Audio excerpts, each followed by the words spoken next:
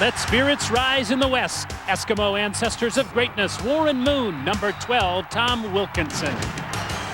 To Jason Maas, a motivation which speaks of Edmonton's gleaming football heritage. In Calgary, there was once magic in Flutie. Jeff Garcia gave them guts and glory. Heroes who made the people swoon.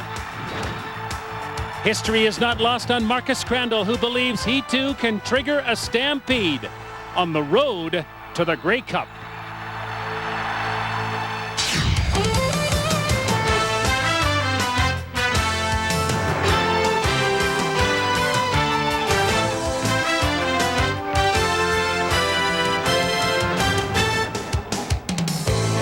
One never tires of confrontations deemed to be classic, so it is on a brilliant blue day that Alberta, indeed all of the West, braces itself for the Stampeders and Eskimos. Commonwealth Stadium has drawn 40,000 plus to the watershed of the season. Rivals so rare, Calgary and Edmonton, for a chance at the coveted cup. Hello everybody, welcome to Commonwealth Stadium in Edmonton and the Western Finals. Scott Russell, these two teams met 3 times during the regular season. The Eskimos won 2 of 3 and they were high scoring affairs. And guess what? Travis Moore is back for the Calgary Stampeders, so you would think that Marcus Crandall would go to him and the air game. But how about the ground game in this one? Features 2 great runners. One is Ronald Williams. Since coming over from Hamilton, he has been a kick, and he brought with him a Grey Cup ring, one in 1999. And Kelvin Anderson, he's got 2 Grey Cup rings, and he's also the West nominee for the most outstanding player in the CFL.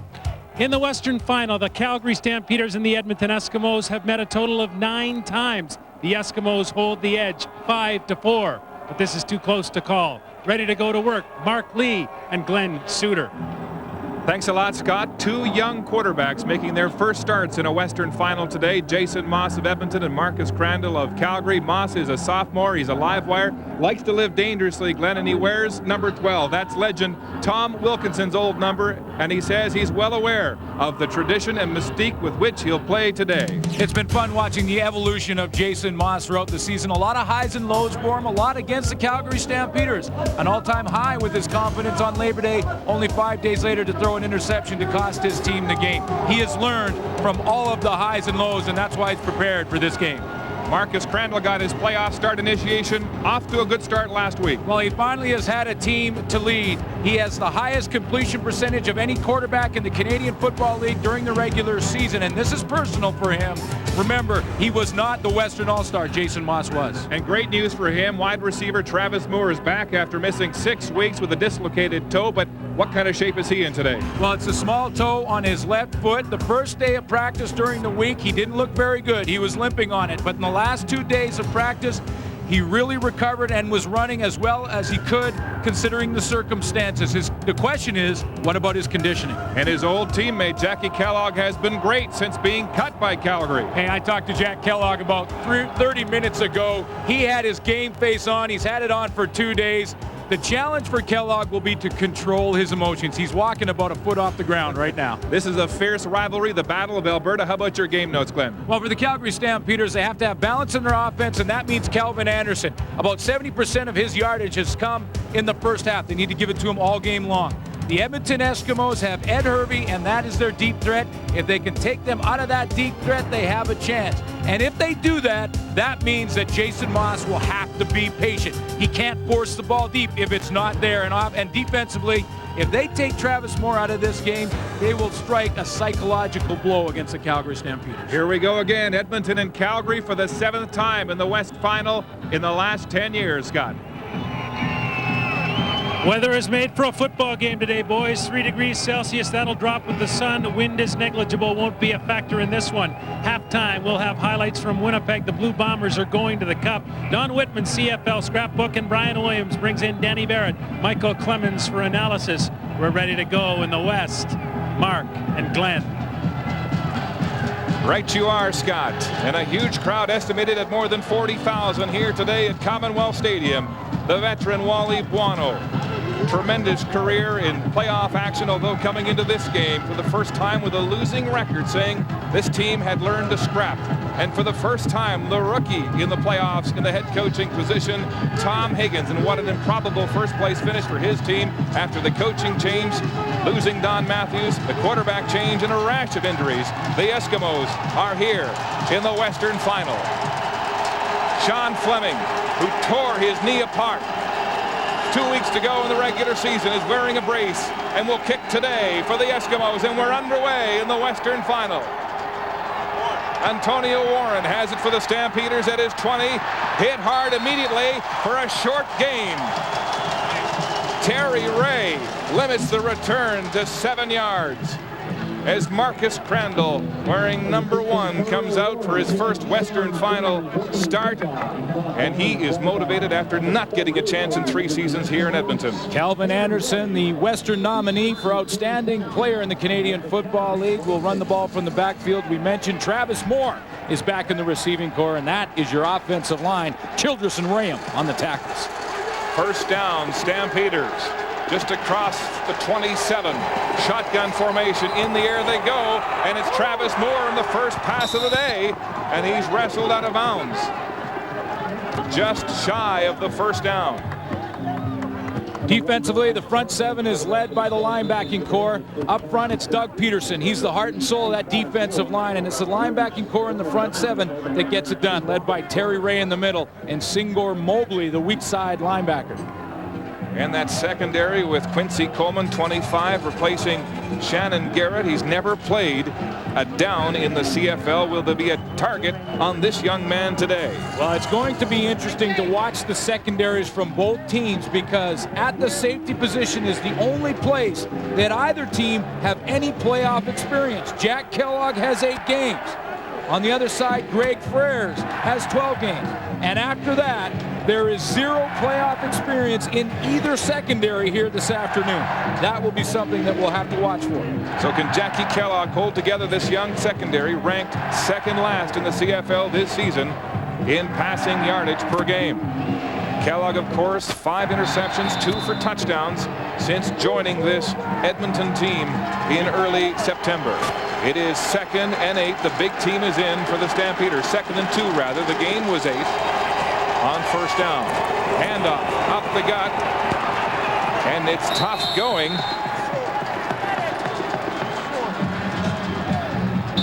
I'll be very close. I think they're going to have to bring out the sticks and measure it early. Might be the first decision for Tom Higgins early in this, Wally Buono early in this game to decide whether or not he should gamble. And the sticks will come out. As Buono looks on, and they are short by about a football. Well, if you watch that Eastern Final prior to our game, you know that 1 yard or even 6 inches isn't a guarantee. Anderson coming off his 4th best all-time Stampeder season rushing, but look at the last 2 games. He's been a force, and they will gamble. The Stampeders on 3rd down and less than a yard here on the opening series of the football game. Crandall up behind his center. Drysdale. He'll sneak and have the first down for Calgary. Great drive by the offensive line. The key in a situation like that, when it's short yardage, you know it's going to be quarterback sneak. Everybody in the park knows that. But the key is how low can your offensive line get? If the line gets lower than the defensive line, they get those pads down and get good drive like they did behind Jamie Crysdale, the center. The first down should be automatic. Jay McNeil, the Western All-Star, with tremendous push to help with the first down for the Stampeders. The only man in the backfield. Crandall looking deep downfield for Moore. Double coverage, and it's incomplete. Going after the rookie Quincy Coleman with support from Jermaine James. Well, Jermaine Jones got back. He came off his man to help out the rookie Quincy Coleman, and the safety on the play was Ralph Staten, who was also watching for Coleman. You know one thing, that they're going to go and test Quincy Coleman. This is his first game in the CFL, very close to pass interference there on Travis Moore, but they will test him early to see if he can hold his own. So far, 1-0 Coleman. last 2 years on the practice roster with the Chicago Bears, but no CFL experience. Second down, 10. Stampeders. Crandall with time, deep again, wide open is Kamal Peterson at the 35. It's a foot race to the end zone. Touchdown, Stampeders.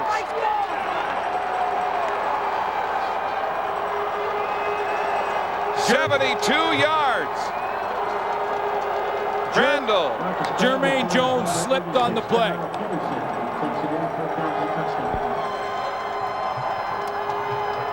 Young man who was the 6th pick in the first round for the Stampeders, who couldn't believe, quite frankly, that he was still available when they went for him.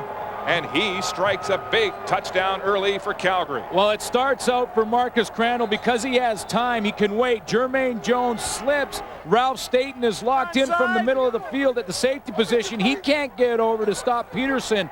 It's a broken play because Jermaine Jones slips on the turf. Mark McLaughlin with the point after. It's good. And just as you thought, Glenn, the Calgary passing game testing this inexperienced secondary in Edmonton early with big results.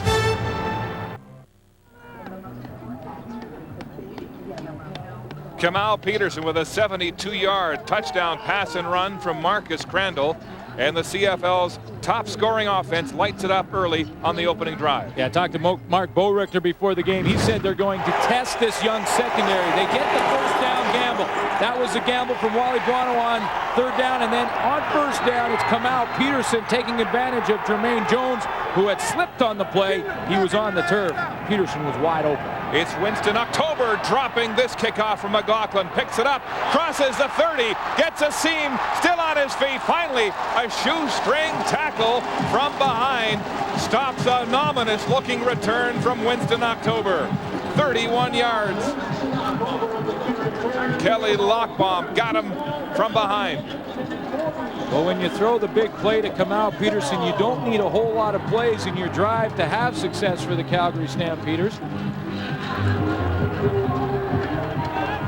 Peterson savoring his big touchdown, 72 yards. He'll keep that ball as a souvenir. They only needed 5 plays. Eskimos go to work on offense, and they'll go on the ground. Ronald Williams runs into traffic, puts his head down for 3, maybe 4 yards up the gut against that big front four. Well, Daniels will provide the blocking protection for Jason Moss, and Ron Williams the balance in the offense. Terry Vaughn and Ed Hervey, the big play receivers in the core. The 2 leading receivers, Vaughn and Hervey, as you mentioned, and the only all-Canadian offensive line in the CFL this year. They'll face a big test against this front four from Calgary. Movement on the scrimmage, no. Flags are down. The pass to Terry Vaughn is complete and very close to a first down on that 2nd and 4 situation.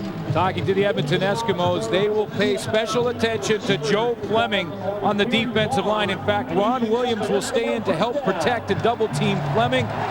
When they get Fleming, they have to deal with that core with Elijah Johnson, the 14-year veteran, the leader. And then the secondary with 4 ranked rookies surrounding the veteran Greg Frères. So what they'll do is leave Ron Williams in the backfield on passing downs as long as they can to watch for Fleming. They may double team him. First down play action for the Eskimos. Downfield looking for Chris Brazel. Incomplete. There's a flag. And that will be pass interference as Ricky Bell got just too sticky with Chris Brazel, who joined this team on the last week of the regular season and had a big one against Montreal.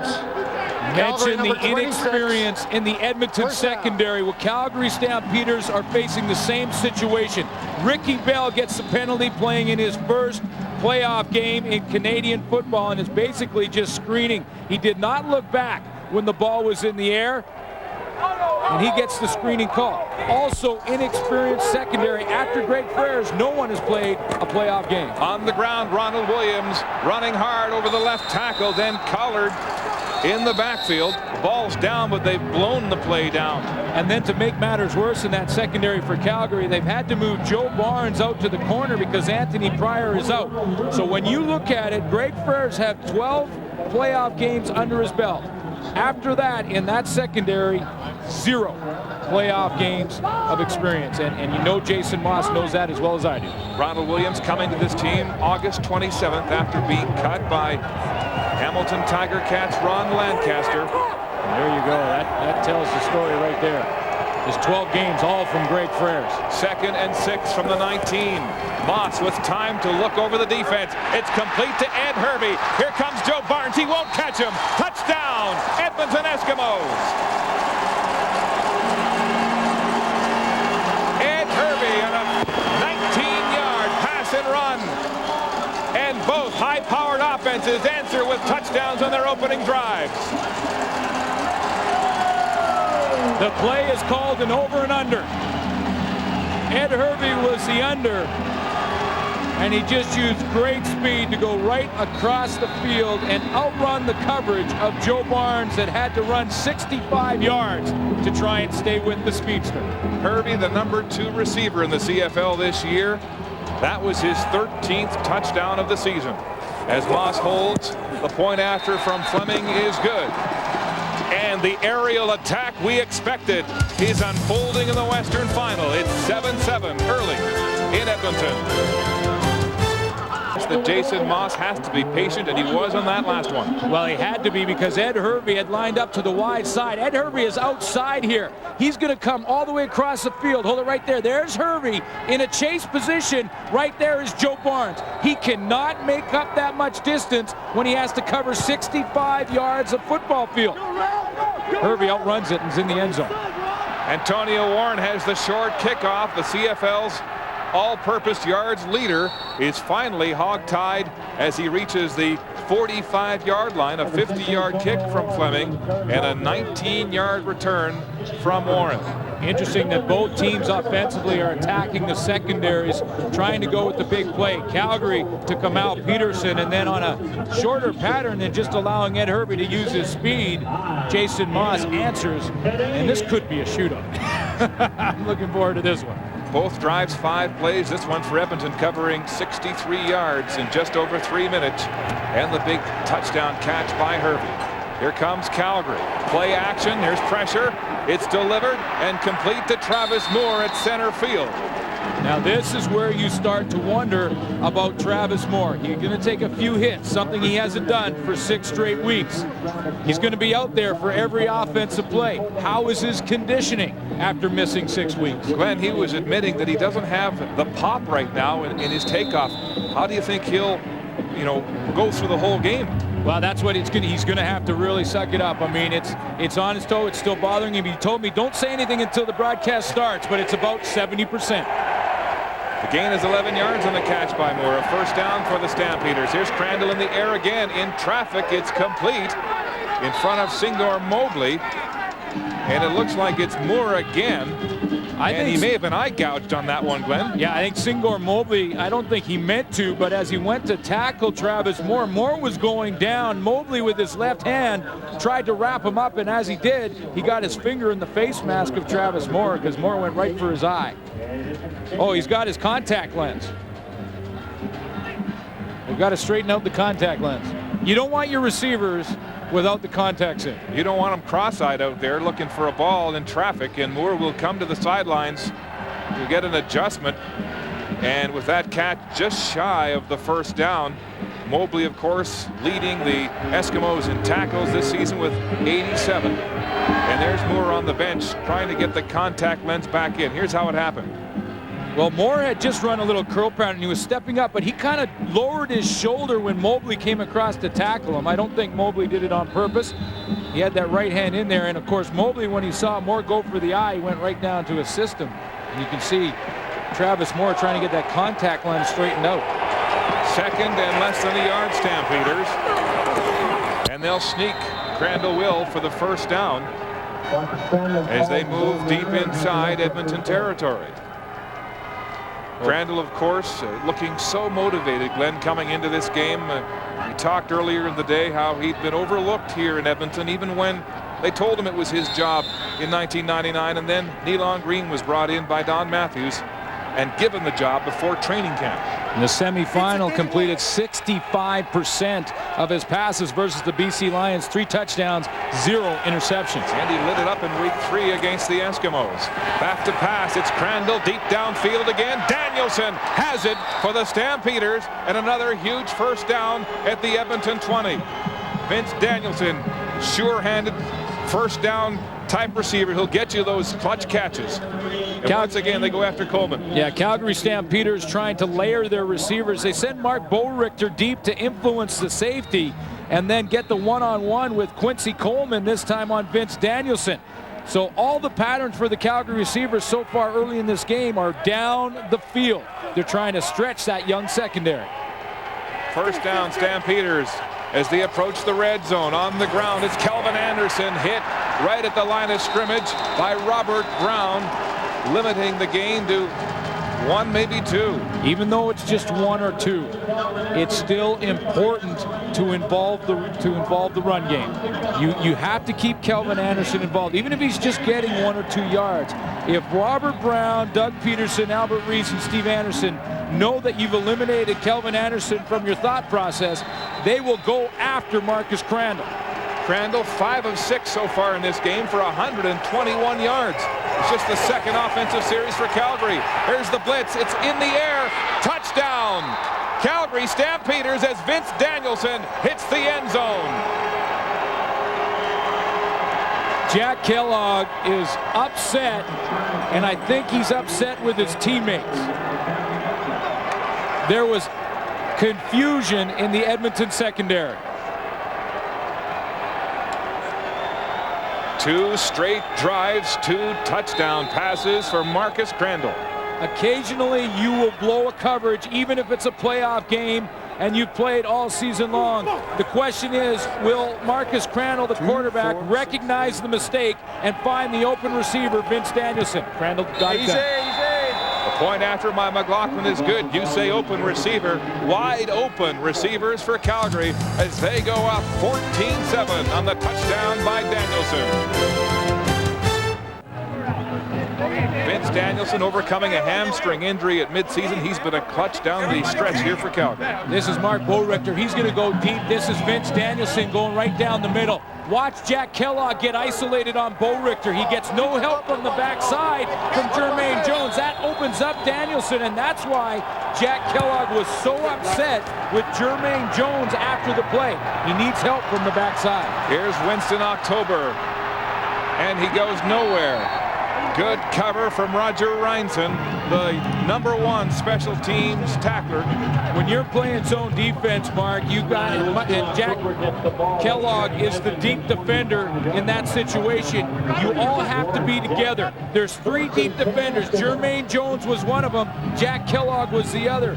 Vince Danielson knew Kellogg had to take Boerichter, so Danielson saw Jermaine Jones was gone and sat right down the middle. Crandall found him. Another 5-play drive for the Stampeders, and already 141 yards passing for them. Eskimos first down. Jason Moss rolling, throwing to the sidelines. Quincy Jackson has it in front of Kelly Malvo and is pushed out of bounds. There's just so much talent on the field when you look at the receiving corps with Travis Moore, Boerichter on one side, and then on this side you got Quincy Jackson, who's come into his own this year. Terry Vaughn. I mean, this is the guy who revolutionized the yak yards after you catch the football. Ed Hervey, the speed man for the Edmonton Eskimos. There is just so much talent out on this field right now. The quarterbacks must be just, their eyes are like deer in the headlights right now. Alondra Johnson, as we look at the measurement, saying earlier this week that there's no way Edmonton can sustain drives against us. Well, this will be a test here as they start deep in their own end, and they have the first down on the catch by Jackson. Alondra Johnson saying that because they're going to play conservatively. They don't want to give up the big play, the big deep ball. So Alondra Johnson saying if they're going to do that, they're going to have to be patient. Can Jason Moss be patient? That's what we'll see. Here's Moss, the sophomore who loves to have the ball in the last minute and has played his best games this year against Calgary. Pitch out. Ronald Williams outside, and he's driven out of bounds by Otis Floyd. for a short gain. Timing didn't look right on that play offensively for the Edmonton Eskimos. Ron Williams needs to hit that one a little bit faster so he can get outside of containment. In that case, it was James Cotton. Because the play took a little too long to develop. See, Ron Williams got that ball a little bit too deep and then just ran out of room on that sideline. Gain is 1, 2nd and 9 as Moss faces this fearsome front four from Calgary. 29 sacks along that line of scrimmage. Ed Hervey on the short side by himself. Moss goes to the wide side to Quincy Jackson again, and he's drilled at the 45-yard line and will be short of the first down. Ricky Bell on the tackle. Well, it's Tom Higgins' decision time. He's taking a very long look at this 3rd down situation, but it's 2 yards, and I think he will send out the punt team. Quincy Jackson underneath the zone coverage that we talked about Calgary playing, and they'll play a lot of this afternoon. It's about 1.5 yards short. I think Tom Higgins making the right decision to play for field position and punt the football. So 42-year-old Hank Alisic, whose career has spanned 4 decades in the CFL, back to punt. 7 Grey Cup rings for Hank Alisic. This man played in the 1970s. Yeah, I was 15 his rookie year. Hank gets a high spiral away. It's Antonio Warren at his own 27, breaks 1 tackle, finally brought down as he crosses the 32-yard line. A 37-yard punt by Alisic and a 6-yard return. Shop online from the convenience of your own home, and you can get Canadian Tire money too. It pays to shop online. Yep. CanadianTire.ca. Last 2 games between these teams decided in the last minute and by 1 point. Real thrillers, Glenn. Well, you can look at the Labor Day game.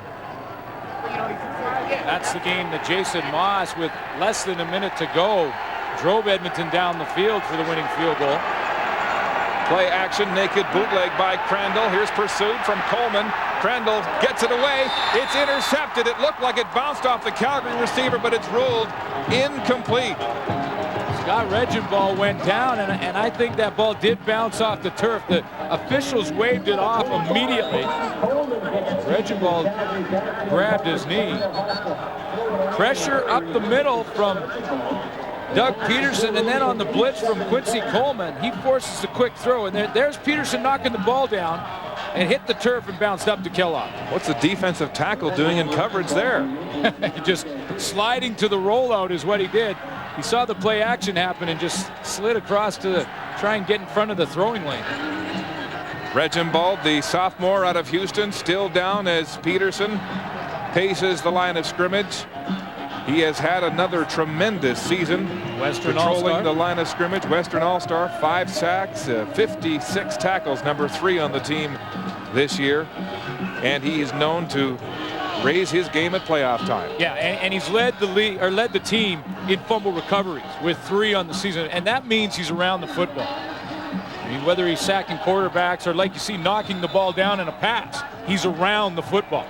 And Quincy Coleman with his first big play of this game after being attacked by this Calgary passing game. It is a 6-receiver set. The Stampeders introduced this formation in the early 90s. 2nd down, pressure, Crandall scrambling, gets a quacker away, and it's incomplete, intended for Travis Moore. He must have lost his grip. Great disguise by the Edmonton defense. Jack Kellogg was up on the line of scrimmage looking like he was going to cover. Ralph Staten also on the line looking like he was going to drop. On the snap of the ball, it all changed for Marcus Crandall in a hurry, and he had to make a quick decision. Here comes Ralph Staten. Now, he took the wrong angle and got beat to the outside, but it forced the quick throw. In the meantime, it looked like Travis Moore would be wide open, but the Edmonton Eskimos dropped back into coverage. Nice disguise there from that defense. And for the first time in this football game, the Stampeder offense stopped. They'll punt for the first time. Duncan O'Mahony back. Look at the shifting going on along the Edmonton side of the ball. Looking for the block. One man back. It's Winston October as O'Mahony gets this one away. October at his own 26. Straight up the middle, breaking 2-3 tackles, puts his head down, and is finally brought down at his own 45. 84-yard line. October with one back for 113 yards and a touchdown this season on the punt return. Deciding to return to the CFL and not go back to his old team in Montreal. As Ed Hervey comes back on. One big touchdown to show for the first half so far in this football game. And of course, Terry Vaughn, the leading receiver in the CFL for the first time since 1999. Two players in the same team leading in receiving. And they combined for over 2,900 yards, and then you throw in Quincy Jackson. That's the talent we're talking about that's on the field for Jason Maas right now. Here's Maas. Hand off to Williams against the blitz, and that did not work. Big James Cotton, the rookie out of Ohio State, sticking his nose in there. Yeah, they're called run blitzes.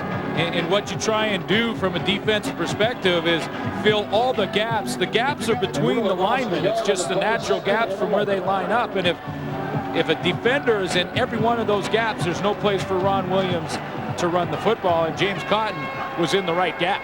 Loss is 1 on the tackle by Cotton. 2nd and 11, a test for this young Calgary secondary. Here comes Frères. Here's some movement. Flags are flying, and it looks like the Stampeders might be called. Ray Jacobs was in that 1-yard zone. I think Ray Jacobs was spooked because Greg Frères had come down from the safety position to blitz. Offside. Calgary number 84. Still 2nd down. See, Jacobs jumped, but he was spooked by Frères. Frères tried to time it up, and he was running towards the line of scrimmage right up here at the top.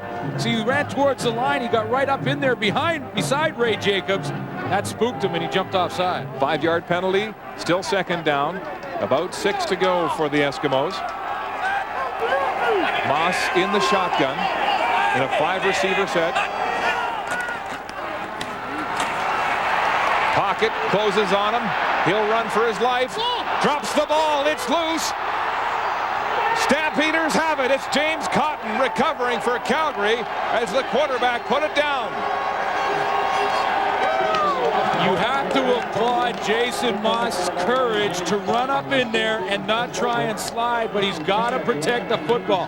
He carried it out there in one hand as if he was trying to throw it, and then once he started to run, he didn't put it away. Watch how it's in his right hand and just swinging around freely. Then he slides it to the left, and watch there, it's punched out. Be alert if you have nothing, you might be double click. Perfect strip. Yes. Here come the Stampeders. Crandall. Pressure. He's sacked. Doug Peterson with his 6th of the season. Yeah, and this is half to Doug Peterson, half to the coverage. That coverage right now for Edmonton, they had some problems in the first couple series, but watch this. Crandall has time here. He has time. He looks, and then he's got to go backside, and that allows Doug Peterson to get there. See, Jack Kellogg had blitzed on the play. He was up there, the first guy to be able to celebrate with Doug Peterson. Peterson making his presence felt. Coverage sack of Crandall. 2nd down and 10. 15 now with the loss. It's complete to Bo Richter, and he'll have a Stampeder first down with his first catch of the afternoon. Well, nice patience from Marcus Crandall there after seeing a couple of different looks from the Edmonton defense. He didn't panic this time. Sat back in the pocket and waited for Bo Richter to find the hole in the defense. 19-yard gain for Bo Richter, who had 2 touchdown catches last week in the Western semifinal against BC, one of them for 69 yards. He has been the go-to man during the absence of Travis Moore. First down, Stampeders. On the ground, Kelvin Anderson, gaping hole right through the middle, still going. And he'll be close to another first down. A gain of approximately 10 yards as the first quarter gun goes. The Stampeders with a 14-7 lead and threatening to add to more here in Edmonton.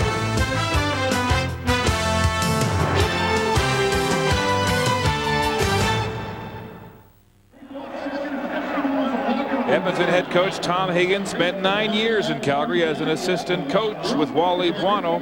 Buono this year saying it may have been his most frustrating season. The young team that has had to scratch for everything it got, including making the playoffs in the final week of the season. Situation Wally Buono has not been in throughout his time in Calgary, usually sitting in first place are the Calgary Stampeders at this time of the year.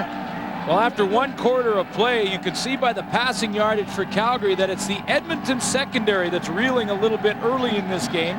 Both secondaries inexperienced, but the Edmonton secondary the one that's reeling right now. And Crandall has been good on 70% of his passes so far in the first half. Stampeders threatening to add to their lead. First down on the Edmonton 12. Play action rolling right. Crandall in the air. It's complete to Kamal Peterson. Touchdown Stampeders. Peterson with his second of the game. Crandall sharp.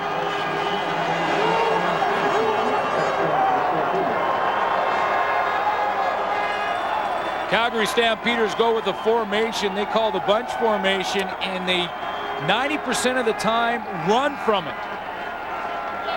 Change things up. Went with the play action pass. Kamal Peterson has a second touchdown as a result. Rookie receiver who stepped in during the absence.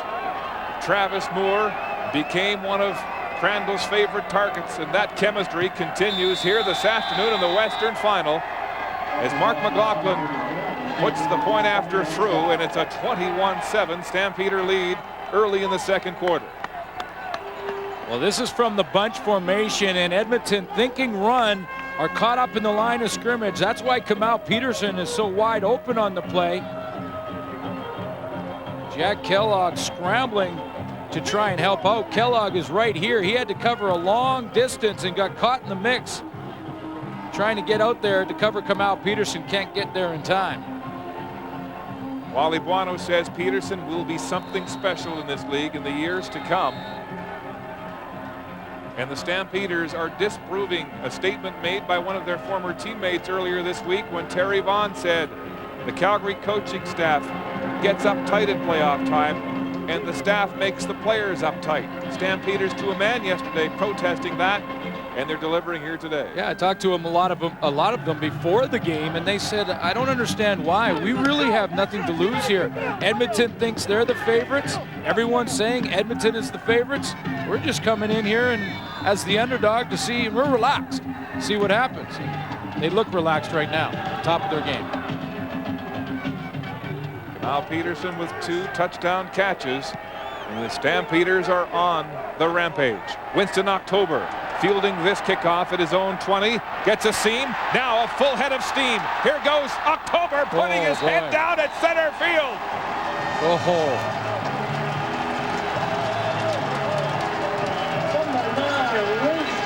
A 56-yard kick and a 38-yard return. And it looked like Kamal Peterson was the man who lost his hat on the tackle. Yeah, it was. Kamal Peterson ends up being the safety. He lines up wide, but he's the safety on the play. If October beats everybody, he's the last guy to make the tackle, and he was the nail, not the hammer, on that hit.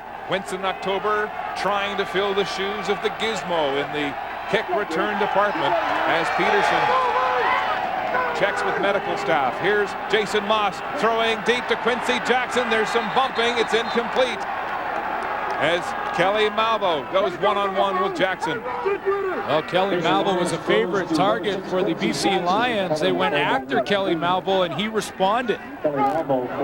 Played pretty well. He moves to the halfback position. He's played linebacker this year for Calgary. He's played a little bit on the corner.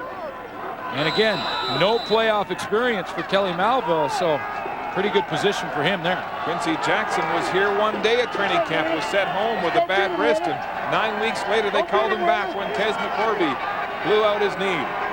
2nd and 10. Eskimos. Sideline pass to Ed Hervey is complete right at the first down marker. They'll continue to use Ed Hervey in that fashion early in the game. Short passes to the out. We saw his touchdown was just a quick under pattern where he ran across the field, but was only about 6 yards deep. The reason they're doing that is to try and lull Joe Barnes into thinking that all Ed Hervey's going to do all game is run short patterns. Well, you just wait. Ed Hervey will take off and go deep anytime now. Hervey with 2 touchdowns and 170 yards receiving in week 3 against the Stampeders. Here's Ronald Williams now sidestepping a tackle. Then he is hit by a host of Stampeders and driven back. See where they marked this one, Glenn. Just like Calvin Anderson, Ron Williams is very important to this Edmonton offense. And again, it comes down to balance. Ron Williams is also a big play guy when it comes to playoff time. We've seen what he can do for the Hamilton Tiger Cats in the past at playoff games, and in the Grey Cup game, he's racked up a ton of yardage. So he's very important. Look what happens when Edmonton runs the ball. When they run it well for 132, they win 9 games. It drops almost in half in their losses. That's how important the run game is to them. 2nd and 6.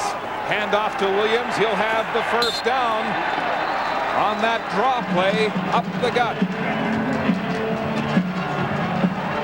The numbers often don't lie, and when you run the ball for over 130 yards, you win the game. When you run the ball for less than 100, you lose. Jason Maas understands that. That's why on a 2nd and long in this situation, Ron Williams is not a bad call. And a bit of a mix-up on that call, too, as Maas hesitated before putting the ball in the hands of Ronald Williams. The gain was 7 and a first down. And the Eskimos have called a timeout.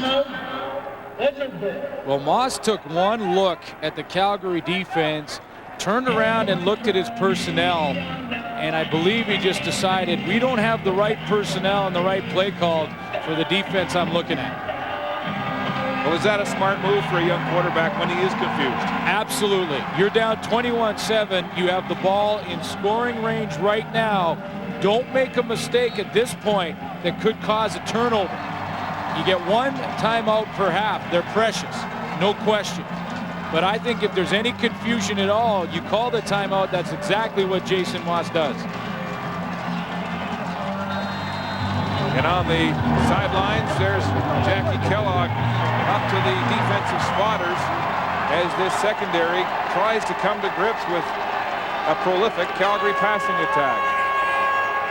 Quincy Jackson alone on the near side. First down, Eskimos. Back to pass. Maas goes to the sidelines. Chris Brazel has it in the sunshine. Steps aside a tackle and then is very close to a first down.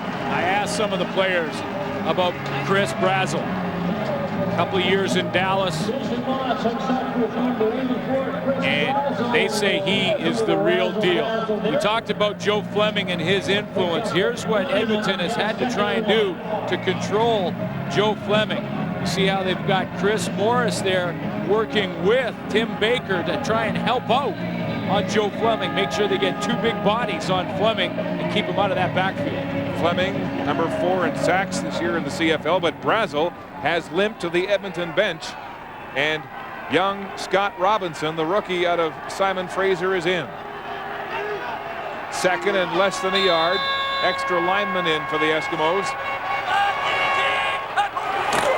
They'll hand off, and Ronald Williams will drive into that pileup, and it looks like he may have enough for the first down. Chris Brazel, Tom Higgins told us yesterday, is a game-breaking receiver. As you mentioned, 2 years in Dallas. Had a big game against the Alouettes in Week 18 with 3 catches for 76 yards. Well, because of the injuries the Edmonton Eskimos have had to go through this year, they've had to bring in a lot of different people, and that's when you get a chance to see some of the newcomers, and Brazel is one of them. But I have never seen a team go through as many injuries as Edmonton has this year. And 15 players on the 9-week injured list, 8 of them knee-injured situations. Here's Maas throwing in and out of the hands of Quincy Jackson that hit him right in the numbers. Oh, a costly drop for the Eskimos. Otis Floyd may have distracted him just enough. It looked like Floyd almost had his hands on that football. Quincy Jackson, another one of the guys that has filled in because of injuries in the Edmonton lineup. You see as Floyd almost had his hands on that. Quincy Jackson came in for Kes McCorvey when he was injured early in the afternoon. 9 weeks into the season after he left training camp, failing his medical with a bad wrist. Second down, 10. Here's the blitz. Moss gets the ball away. Terry Vaughn's got it, and he's driven out of bounds with an Edmonton first down. Oh, the veteran, Terry Vaughn. You've got to be kidding me. Perfect concentration, but I like what he does before he gets the ball on Ricky Bell. He never, ever lets Ricky Bell think the ball is on its way. Moss recognizes blitz, but Terry Vaughn at the last second sticks his hands out to catch that football. He waits till the last second so he doesn't tip off to Ricky Bell that the ball is on its way. And by that time, it's too late. It's a 20-yard gain at first down and goal. Edmonton at the Calgary 3. Moss handing off to Ronald Williams, puts his head down, the ball's loose, fumble! The Stampeders have it! Oh, what a turnover as Alondra Johnson celebrates. Otis Floyd has the ball for the Stampeders in a major turnover for Edmonton. Greg Frères forces the second Edmonton fumble of this first half. Whenever you leave your feet as a running back on the goal line, you take a gamble. The gamble is that you lose control of your body. You're not sure what's going to happen when you're in the air. Frères jumps in there. Willie Fells is also in the middle of that pile. And Ron Williams is rocked. Williams and Jason Moss have put the ball down. There's Crandall using the uprights as a blocker. It's complete to Travis Moore, and he's gang tackled by the Eskimos.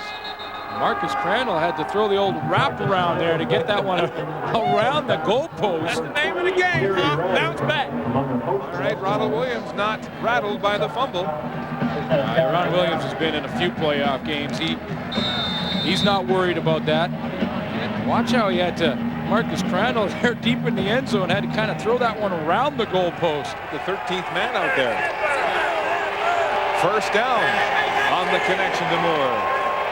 As Calgary tries to dig out of its own end. Crandall audibling. Option. Shovel to Anderson. Lots of room for him. And another first down, it looks like, as he's drilled just shy of the 25. But see, even if the Calgary Stampeders right now, if their drive ends right here at this point on the field, this is a win for Calgary. They had Edmonton right down inside the 5-yard line. They get the turnovers. They've got a little breathing room now, even if they punt the football here. I mean, obviously it's first down. They're not going to punt it on first down. But if their drive ends right here, at this point in the field, it's a victory. Back-to-back first downs, Glenn. Stampeders on the ground. Kelvin Anderson tries to cut back against the grain, and the outstretched arms of Doug Peterson wraps him up. All right, well, now it's on the secondary for the Edmonton Eskimos. They have struggled a little bit. Doug Peterson has been involved all afternoon in this game. We saw him having knocked down a couple of tackles. It's caused Marcus Crandall to throw it early, but he needs to get back there and force Crandall to make a bad decision. This secondary in Edmonton right now is scrambling. Crandall in a 2nd and 8 situation. Some trouble, steps up, gets it away to Peterson.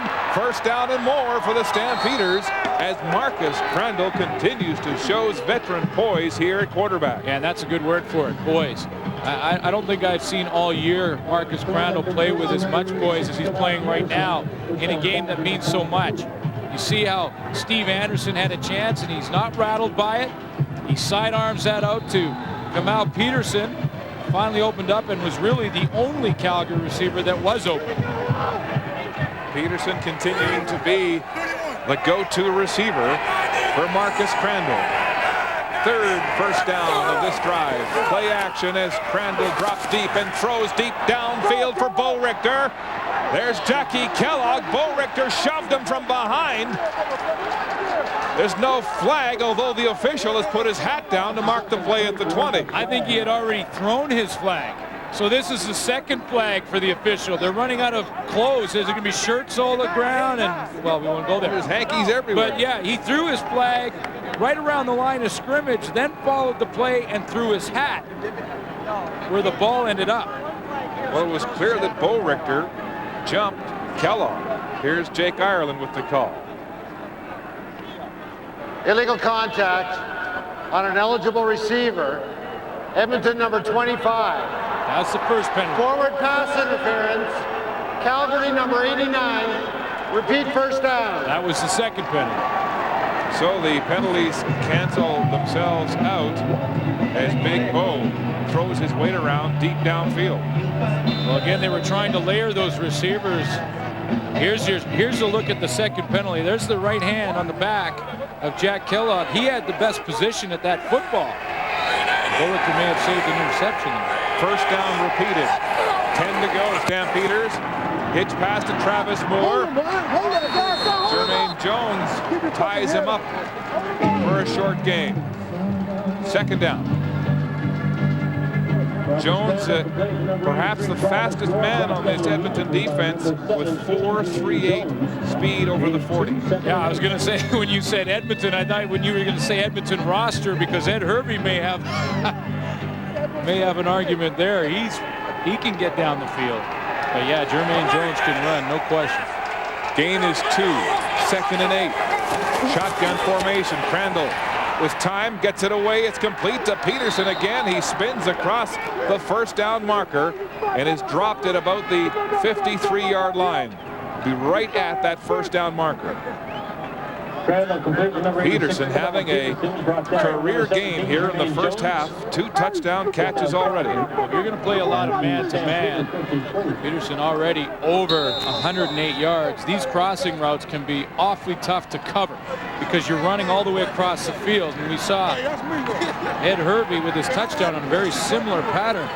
The way you stop plays like that is to play more zone so that you're staying in an area rather than trying to chase after the guy all the way across the field. First down, there's the option again. It's Antonio Warren now subbing for Kelvin Anderson, and he gets to the Edmonton 50-yard line. Some pushing and shoving in front of the Stampeder bench.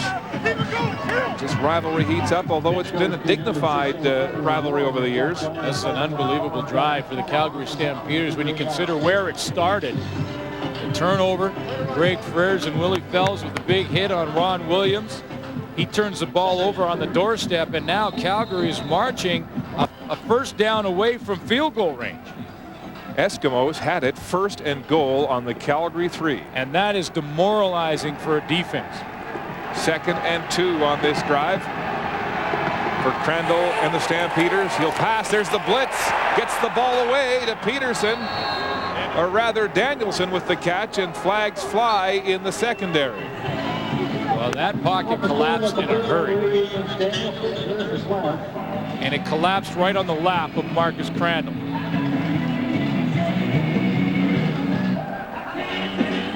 Danielson going down for the Forward ball. pass interference. Calgary number 88. Repeat second down. He pushed off. You know, Glenn, that's his game. He likes to get up in the face of the DB and push off to get away from him, and that time it cost him. He won't beat you with his speed, but he likes to beat you with his physical toughness. Receivers like to push, defensive backs like to pull. Try and keep the receiver as close to you as possible. Doug Peterson coming off the field to get a well-deserved break. Stampeders with a 6-pack. 6 receiver set. 2nd and 12. Blitz. Hitch pass is complete to Kamal Peterson, and he's tripped up. The rookie, Quincy Coleman, makes a big tackle to stop this drive. It's a huge play because Quincy Coleman, I believe, had to duck under Fred Childress, who had got outside there. The big boys were leading the show here. Watch Childress come out on the block. 2 big offensive linemen, and they get a body on Quincy Coleman, and it is over. You see, Childress just missed him as he tried to get out there. If Coleman gets his big body at 333 and gets Childress' body on him, it's over. He snuck underneath it and made the tackle. So Duncan O'Mahony will punt for the Stampeders. His longest this year, 63. He comes in with a 42.4-yard average. Winston October is the lone man back for the Eskimos. That one nearly blocked by Jackson. Here's October dropping the ball on the fly. Flags are flying, though, and it may well be no yards against the Stampeders. Pilon has the ball. They're grappling for it on the ground. But it looks as though the Stampeders were inside that 5-yard restraining zone. Winston October is still prone on the turf here at Commonwealth Stadium after taking a ferocious hit on this return. Kelly Lockbaum was covering this punt, and you're going to see Kelly Lockbaum's helmet right off the right knee of Winston October. That was helmet to knee at full velocity. And October hung on to the football in that fight at the bottom of it. But watch the hit on his knee. Pow, right there. Wow, and the pain, you can see him writhing right after the impact. Winston October is hurt. And this poor Edmonton team has been vexed by injuries. 15 players on the 9-game injured list. Well, look at that. Peterson, starter. Asman, starter. Cunningham, starter. McCorby, Perry, Gass, all starters. Rob Herod was the extra receiver early in the year. The Eskimos lucky to have a great personnel man in Paul Jones, who has picked up replacements as October looks like he's up and okay. Nealon Green into the game now at quarterback. Hands off to Williams up the middle, and he rambles for a first down. See what Nealon Green does just by his presence as he spreads out the defensive line.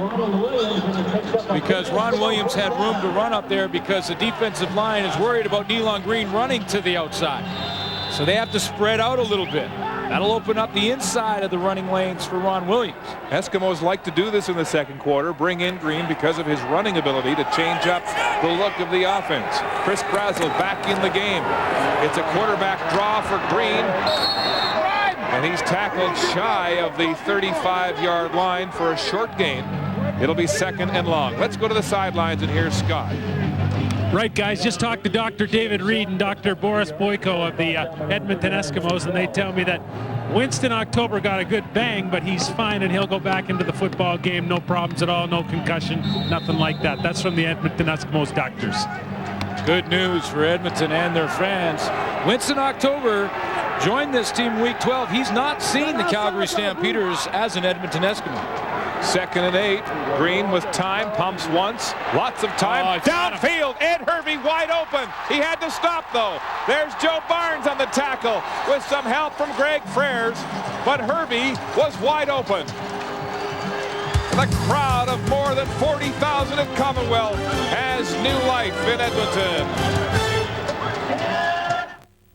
In only his third game at cornerback for the injured Anthony Pryor was victimized on that first pass by Nealon Green. Remember what we told you, Ed Hervey on the quick out, Ed Hervey on the crusher. Hold it there, guys. Look at this. Ed Hervey, this time he doesn't go short. Joe Barnes gets caught with his feet in the ground in cement. He falls down, and that opens up Hervey. Joe Barnes was thinking another short pattern. Hervey's got a touchdown if that ball's thrown deeper. Play action, Green throwing to the wide side. That's Winston October back in the game at receiver. He drops the ball. Stampeders say they've got it. The third fumble turned over in the first half to the Calgary Stampeders from Edmonton. And Ricky Bell's got it for the Stamps. Winston October with the fumble for Edmonton. That's the third straight series stopped by fumbles. Well, it's the second effort from the Edmonton Eskimos that are causing the problems for him. William Fields pulls it out of there, and Winston October, who was trying to fight for extra yards, the same scenario for Ron Williams when they were down in the previous series. Trying to get up over the top, fumbles a football. Ricky Bell, the rookie out of North Carolina State, with the recovery from the Stampeders, who go to a 5-receiver set here. 3 ugly turnovers for Edmonton in the first half. Crandall pumps once, wants to go deep down the sideline. Coverage from Jones. It's Travis Moore incomplete. Jermaine Jones played that almost perfectly because he turned back to the football just as it was arriving. Had great composure at the point of attack. It's a pump fake to try and get Jermaine Jones to jump up and see if Travis Moore couldn't sneak in behind him. Watch how he turns around at the back of that screen. Shows great composure to knock the ball down. Jones not biting on that pump.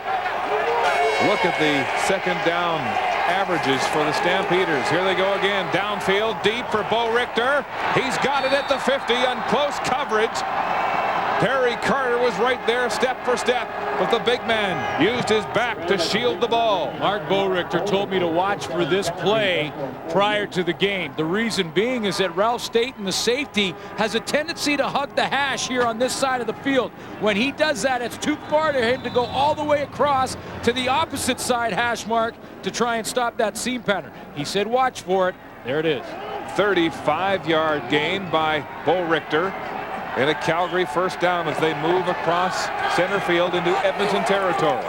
Crandall still in the shotgun. It's intended for Moore, and it's complete in front of Quincy Coleman, the rookie inside halfback. Well, I just can't emphasize enough how Marcus Crandall just looks so composed in the pocket. He's put some nice drives together. He's dominating when it comes to time of possession, which will pay dividends in the fourth quarter for his defense. Saw Coleman and Travis Moore get up and do a little trash talk. Look at the numbers for Marcus Crandall. 15 of 19 for 260 yards and 3 touchdowns with 1:47 to go in the first half alone. Here's Crandall again in the air. It's complete to Travis Moore. He's got a first down, and Moore finally brought down as he crosses the Edmonton 20. Do you think Marcus Crandall doesn't take this game personally? You're right, Glenn. He was unwanted here. 3 years he played in Edmonton, never got the chance to be a starter, and now he's making good with the opportunity in Calgary. Well, yeah, in the first 3 years he was here, you could say he was developing, but that last year was just the way the rug was pulled out from underneath him when Nealon Green arrived. Just wasn't right. And Green has been good about the changes he's seen this year with Moss taking over. Here's Crandall scrambling, using his athletic ability for a first down, and more diving out of bounds. Marcus Crandall using his arm and now his legs to pick apart this Edmonton defense. There were and a first down. 3 or 4 times that Marcus Crandall could have just pulled the chute on this play and thrown the football up into row 8. I mean, I'll show you here. There's one right now. The protection is breaking down. Throw it up in the stand. No. Throw it up in the stand. No. I'm composed. I'm okay. I've got a little running room. Why not pick up the first down on my own? First down, goal to go. Stampeders ball on the Edmonton 6. 6 receiver set. Crandall in the air again. It's complete to Travis Moore. Touchdown, Stampeders.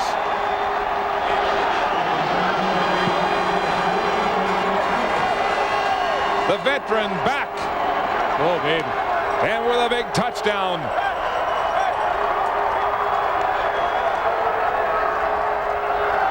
Travis Moore hitting the end zone for the Stampeders, and you can hear the jeers now emanating from Commonwealth Stadium as this Calgary team has had its way with the Edmonton defense. Marcus Crandall all year has played pretty well, but he has had problems finishing drives in the regular season. It seems like he has solved the problem. He looks like Jeff Garcia this afternoon. Is he ever? Point after from Mark McLaughlin is right through the uprights, and with 1:09 to go until halftime, it's the Stampeders leading 28-7. And you know, one of the reasons could be for Marcus Crandall is that when you get Travis Moore back in your lineup, it gives you that much more confidence, knowing that in certain situations Moore will find a way to get open, even if he's only at 70%, 75%. Again, another crossing pattern that Quincy Coleman just can't run down. This Calgary drive starting after the October fumble. The Stampeders have 14 points off 3 turnovers.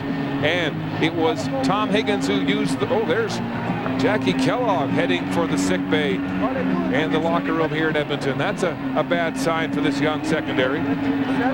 He looks like he's limping a little bit, favoring the left leg. We'll see what happens with Jack Kellogg, because now there's very, very little experience and less now with Kellogg out of the lineup. He was the only guy in that secondary with playoff experience. And you can see what Marcus Crandall has done on the scoreboard. even with Jack Kellogg in the game. I was going to say that it was Tom Higgins who used the word yesterday, jinx, as the division leader this year.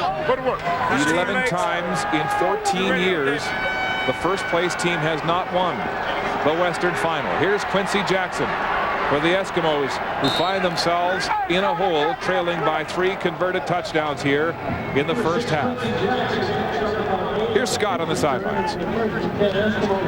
Right mark coming up at halftime from Commonwealth Stadium here in Edmonton. We'll have a look at Don Whitman's CFL scrapbook. We'll also look back to the Eastern Final as the Winnipeg Blue Bombers defeated Hamilton. They're moving on to the Grey Cup. And Brian Williams will have analysis with Danny Barrett and Mike Pinball Clemens, all coming up at the half from Edmonton. I know Danny Barrett is just grinning down there thinking about the way Marcus Crandall is playing in this first half. I know he's a big Marcus Crandall fan. Jason Moss back at quarterback for the Eskimos, in the air. Jackson again, dropping one right in his breadbasket. He peaked. He peaked. Rule number 1. This is receiving 101. Make sure you catch the ball first before you look to where you want to run with it. Jackson with 777 yards in basically half a season here in Edmonton, but 2 costly drops in the first half so far. Now the key for Jackson is to have a short memory. 2nd and 10. Moss straight back, throwing deep downfield, right back to Jackson, and this time he makes the catch for an Edmonton first down. Got to have a short memory. And great sign from a young quarterback to show confidence in a young receiver. And he was going there the entire way. Quincy Jackson was the primary target, even though Jason Moss had looked to his left to try and distract the defensive backs and maybe get them looking and moving that way. Went right back to Jackson. Clock ticking, 49 seconds and counting. No huddle offense for Edmonton now.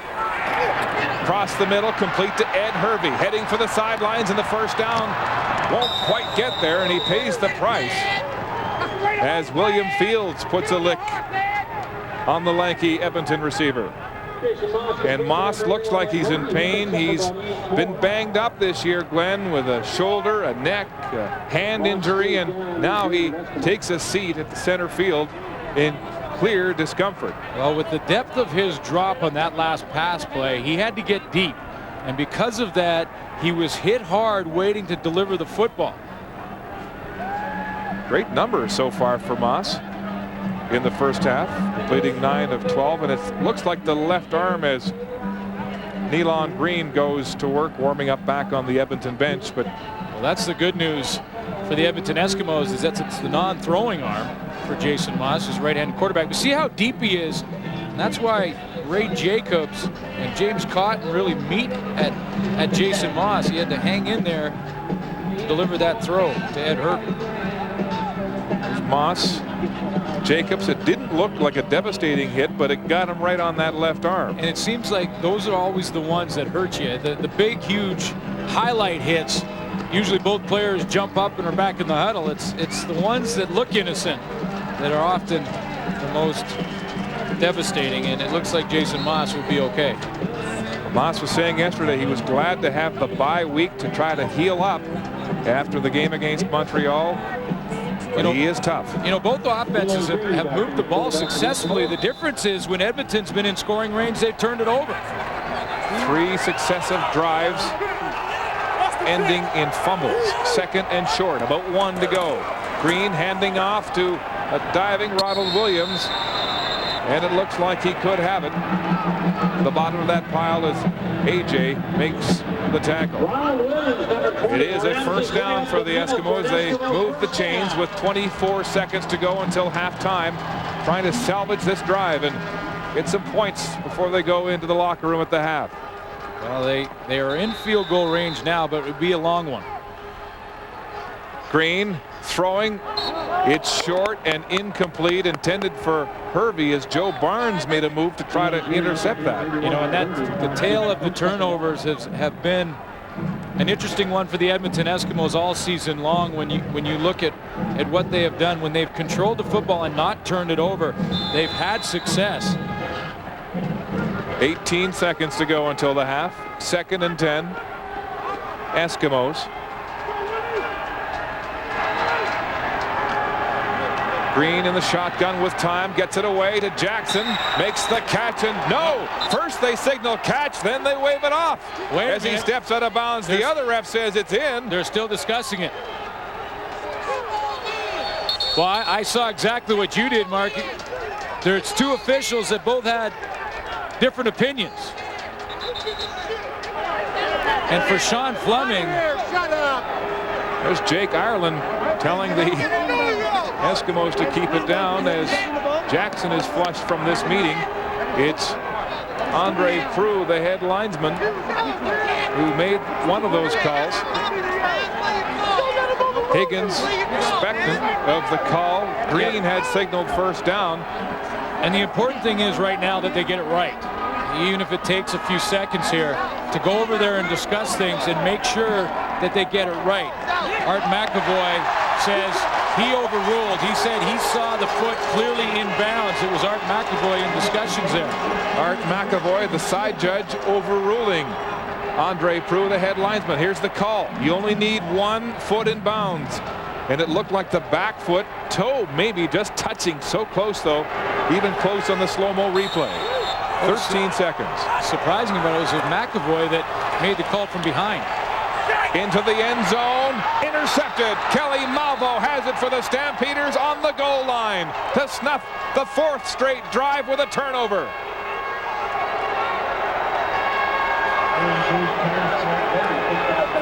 The thought to take one shot at the end zone, I truly believe is the right one. Take a shot at it. But the throw and the execution is where the mistake is made. Kelly Malvo was in perfect position, and Nealon Green should have thrown this one up into row 2. Take a shot at the end zone. Why not? You're going to line up in field goal on the next play. But if your receiver is not wide open, to just throw it up into row 2, you get the field goal on team on the field, you get some points. Instead, the Eskimos will go to the locker room, having turned the ball over on 4 straight drives. Sorry.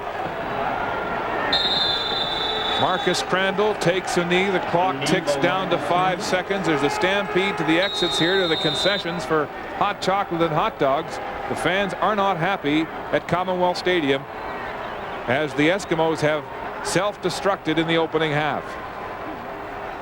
Football games are always determined by about 3 or 4 big plays, and it was all Calgary making the big plays in the first half. The boos erupt at Commonwealth as the teams head for their locker rooms. At the half, the Stampeders have a 28-7 lead, and here's Scott Russell. Okay, Mark, and here's Wally Buono of Calgary. How much of the composure of Marcus Crandall is due to the fact that he's got all his weapons back, what with the return of Travis Moore? Well, I don't know why he's got composure, but today he's in the zone. I mean, he's having a tremendous game, and I think he has a lot of confidence in the guys that he has, and it's been a tremendous first half for him and for our team. Will you put a premium on mistake-free football in the second half? But you got the turnovers there in the first half. Well, we got the turnovers because we made the turnover. That was a great play there by Kelly Melville, and you know, they're not giving nothing to us. We're making plays. Good luck, Wally. Thanks. Thank you. I'd like to say everybody hello at home, especially my daughter, Christy. Way to go. Wally Buono of the Calgary Stampeders, and the Stamps have gone to the air for 4 touchdowns. They lead 28-7 over the Edmonton Eskimos in the Western Final as the CFL on CBC continues. Thank you, Don. Sloppy first half for the Eskimos. We talk about poise and quarterback Marcus Crandall. Danny, you pointed out that started in the second half last week down in Calgary. Exactly right, Brian. It's just a carryover from what he did last week under tremendous pressure. But here, poise in the pocket, finds a wide open Kamal Peterson. He outruns the coverage. And like Wally mentioned before, Marcus Crandall right now is in the zone. And you love to see quarterbacks in the zone, especially in the big games. Now, it looked like a track meet early on because Moss comes right back to Hervey. Came back right back and answered, and we saw that in the earlier matchup, in the Eastern Division matchup. The visiting team came out and scored, and then the home team came right back, marched down the field, scored. Here Ed Hervey catches a crossing pass, and he is fast. He can fly. crosses the end zone, and now it's a tie game. You say he's fast. He was a track star at Southern Cal. Addo Bolden was at UCLA. Bolden won the bronze medal in the 100 in this stadium at the World Track and Field Championships. Rushing, because we're quickly running out of time, let's talk about turnovers. Big part of the game for Edmonton in the first half. The difference right now, and what it's done is cost Edmonton points. They had 4 turnovers. This was a huge turnover for them because the game would have been tied. Big hit, follows up the next drive. October, the ball gets away. Calgary again recovers the ball. What has happened, the 4 turnovers, 3 have cost them points, and really that's the difference in the ball game right now. Michael, Wally Buono said yesterday he wants his quarterback not only to be poised but more athletic. We saw a bit of that. And we did see that. And Marcus Crandall, we said before the game, the quarterback that makes the best decisions is going to win this football game. And Marcus Crandall has made great decisions all day today. He said last week that he was going to play the game of his life last week. He played well enough to win, not the game of his life. The first half today may be the game of his life. Well, he stepped it up today here in Edmonton. A halftime, the Calgary Stampeders with a big lead, and again, this game should be much closer were it not for the sloppy play by the Edmonton Eskimos. Second half coming up when we return live to Commonwealth Stadium after this. Tom Higgins of the Edmonton Eskimos coaching in his first postseason game. Not a great first half. Can you eliminate mistakes? We can. They're doing a nice job. You got to give them credit. They're confusing us a little bit. We have too many open receivers. They've moved the ball down the field. They've scored points. We can't turn the ball over. But I'd like to tell you that 28 points isn't going to win the football game. And this isn't over yet. We can play a heck of a lot better. And we think in 30 minutes we can close the gap. If not, win the football game. Good luck, Tom. Thanks. Thank you. Winston October, he's okay. He's back. Costly fumble in the first half. Singor Mobley also back to return this kick from Mark McLaughlin. A line drive that will hit the turf at the 26. Bounce in front of Mobley. He'll pick it up. Singor Mobley still on his feet. Finally pulled down Kelly Lockbaum in the vicinity. And I like those fighting words from Tom Higgins. 28 points won't win this football game. Well, they feel like they've moved the football. You see 180 yards passing is not too bad for a first half. 39 yards rushing for the Edmonton Eskimos. But the key is the 4 turnovers. And talked about it at halftime. 3 of those 4 took points off the board for Edmonton, basically. First down, Eskimos. Ball on their own 33. Jason Moss shaken up in the first half, back at quarterback. Flush from the pocket, gets it away. It's complete to the rookie Robinson, who is rocked by Dasham Austin, the rookie out of Northwest Oklahoma State. 4 turnovers in consecutive drives for the Eskimos. First it was the quarterback, Jason Moss, who put the ball down. Okay, now that was about midfield, so we'll say that one wouldn't have turned into points, but that was right down on the goal line. Definitely points with their October. Close to the 20-yard line when right. he dropped that one. About 20-yard line. Then the pick on the goal line by Kelly Malvo. And they were in field goal range there. Oh, trouble for Moss. He drops the ball. Stampeders go down for it. They're signaling first down. Yes. Calgary has the ball. Ray Jacobs puts it in his hands. A 4th fumble of this football game by Edmonton. And what a way to start the second half. Well, Tom Higgins now just trying to rally the troops, because this is the last thing they needed to start the second half. Was the only problem they had really in the first half was putting the ball on the ground, and they start the second half the exact same way. See big Joe Fleming finally getting in the backfield. He pushes the ball out of there, and Ray Jacobs recovers. There's the pressure of that front 4 led by Joe Fleming with his 12th sack of the season. This front 4 is 4th, 5th, and 6th this year in sacks in the CFL.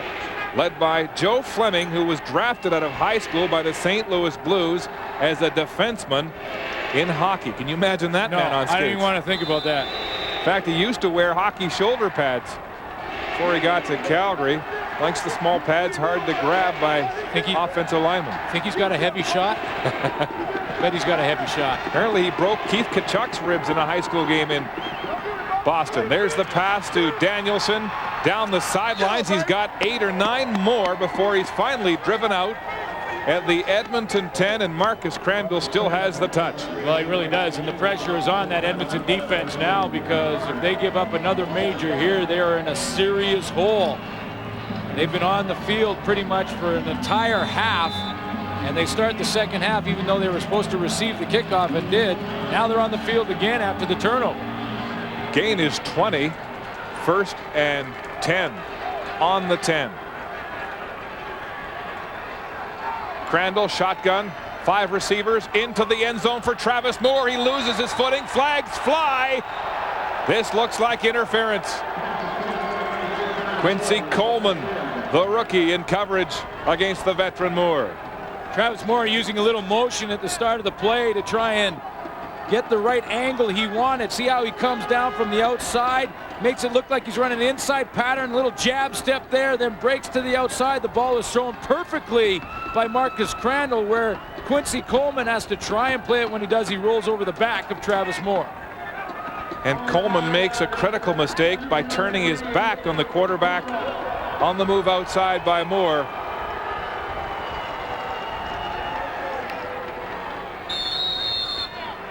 Well, the Stampeders will have it, 1st down, ball on the 5-yard line of the Eskimos.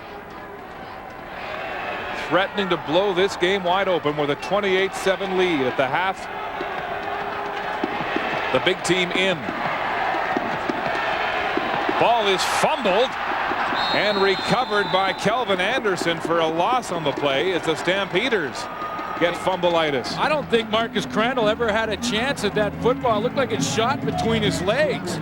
He's looking over there to Jamie Crysdale and asking him what happened. Crysdale's checking the stick-up on it. No, Crysdale doesn't have stick-up. That's illegal. Yeah.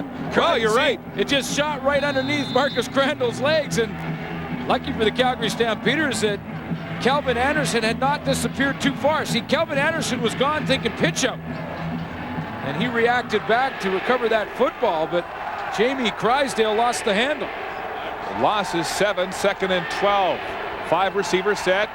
Anderson has that one and is hit immediately for little or no gain, and so it will be a field goal situation as Jermaine Jones fills quickly from the corner. They switched. What happened was Singor Mobley had Kelvin Anderson coming out of the backfield, but when he saw that Jermaine Jones' man was coming back in, they just made the quick switch, and Jermaine Jones stepped up and made the big hit. It's great leadership there from Singor Mobley to call the switch on the fly.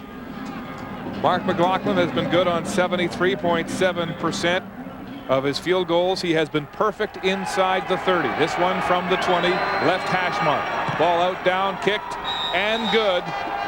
And so the Stampeders get more points off turnovers and open a 31-7 lead. Welcome back to the Western Final in Edmonton. The Eskimos need to get this man, Terry Vaughn, the CFL's leading receiver this year, more involved in this football game if they want to come back. He's had only 2 catches on the day. 1st down, Eskimos. Moss, quick drop, then rolling right. There's pressure, gets away from Ray Jacobs, buys time, back across the field, incomplete. 3 Stampeders closest to that pass as it hits the turf. I agree with you 100% with regards to Terry Vaughn. There's a veteran of 7 years. He knows how to play in big games.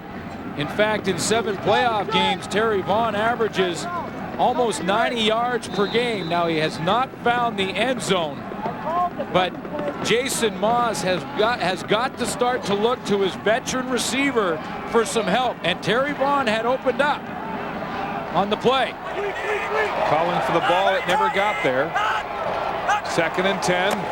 Moss handing off to Ronald Williams from the shotgun. Williams hurdling his way to the 45-yard line, stretching for the 1st down. Very, very close. He might be inches short. There are 3 players right now that would really like to do something special for their football teams. I'm talking about Ron Williams, number 1, who fumbled 1 ball down near the end zone. Jason Moss, number 2, who has 2 fumbles on the afternoon. And don't think that Winston October, sitting on the bench, would love to have a punt return. When you make a mistake early as a competitor, you want to be the guy to make the difference down the stretch. You know Ron Williams is looking for a huge play. averaging 4 yards a carry, but they are inches short on that last rumble. It'll be 3rd down, and the Eskimos will gamble. And it looks like Ray Jacobs is shaken up. The end for Calgary. And we will check on his situation shortly as they get him up and on his own steam to the Calgary bench. It looks more promising to see him walking off on his own as Buono looks a little concerned. And Jim Daly sends in the defensive signals for this Calgary defense, which has been dominant. Mark Pilon is a backup defensive lineman on the roster for Calgary. 3rd and inches. Eskimos gambling here at their own 45. There's the push, the sneak from Jason Moss, and they'll have the 1st down. Well, one injury can change things in a hurry for your team. It changes personnel, obviously, because the backup comes in, but you also change your schemes somewhat when you don't have the starters in there that have been working on the game plan all week. Plus, the Stampeders do not have Clinton Wayne, who looked really good the last 2 weeks of the season, going down last week. Can the Edmonton Eskimos capitalize? Mark Pilon in for Ray Jacobs. 1st down, Edmonton on the 45. Lots of time for Moss. Backside, it's complete to Robinson, and he runs right into Willie Fells and stops dead at the 50. Well, he knew he was going to get hit. He was coming across the middle where you don't want to go. It's not for the faint of heart when you go into the middle of that defense, and I don't care what defense you're playing against. At this level, you know one thing, you're going to get pounded. What a big game for Robinson to come in. Watch him brace himself. Pow! Right there. Robinson with 1 catch to show for the whole season coming into this football game. Play action. Moss. More time across the middle. Batted down. Alondra Johnson had it right in his hands, and he's mad that he didn't pick it off. Mix up there as that pass went straight at the middle linebacker of the Stampeders. Watch him drop out of there. Read the eyes of Jason Moss. Flow to the football. Ball's in the air. All you have to do now is finish. Alondra Johnson was thinking about how he was going to dance in the end zone. Actually, to come to think of it, I don't think Alondra Johnson has a touchdown dance. Pretty sure he doesn't do that. 14 years in the CFL. Cleaning up his lifestyle, he said this year. Here's Moss.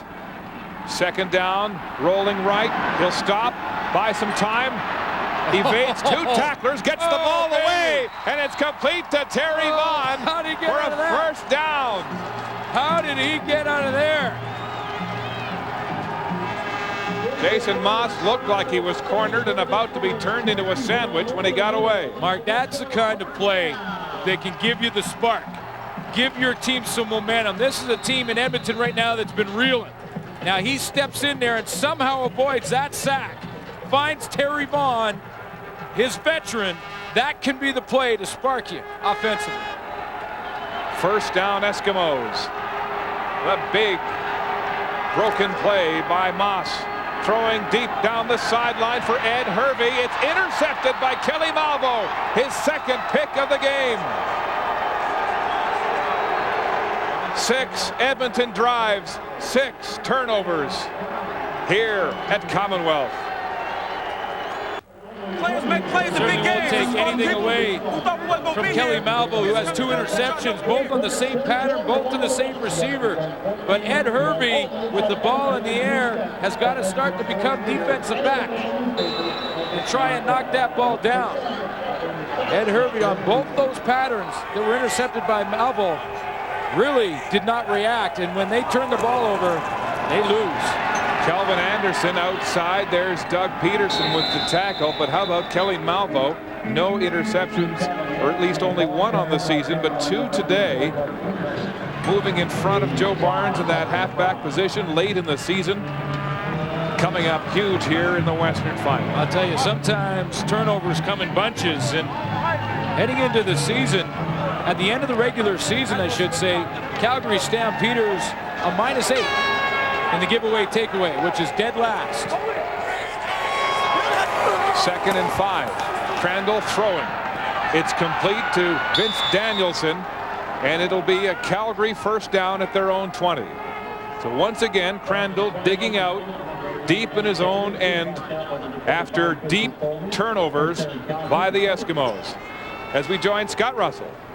Right, Mark, and Ray Jacobs is the big defensive end for the Calgary Stampeders. He's got a pulled left groin. Talked to Pat Clayton of the Stampeders training staff, and he says Jacobs can go, but they're going to wait and have a look at it before they determine whether he'll get back in the football game. Pulled left groin for Jacobs. Oh, that would be a big loss for the Stampeders. Jacobs ranked 5th this year in the CFL in sacks with 9. Big one last week against BC in the semifinal. Here's Anderson trying to escape the pursuit. He fumbles the ball. It's still loose. The Eskimos have it. They knock it out of bounds. And a break for the green and gold.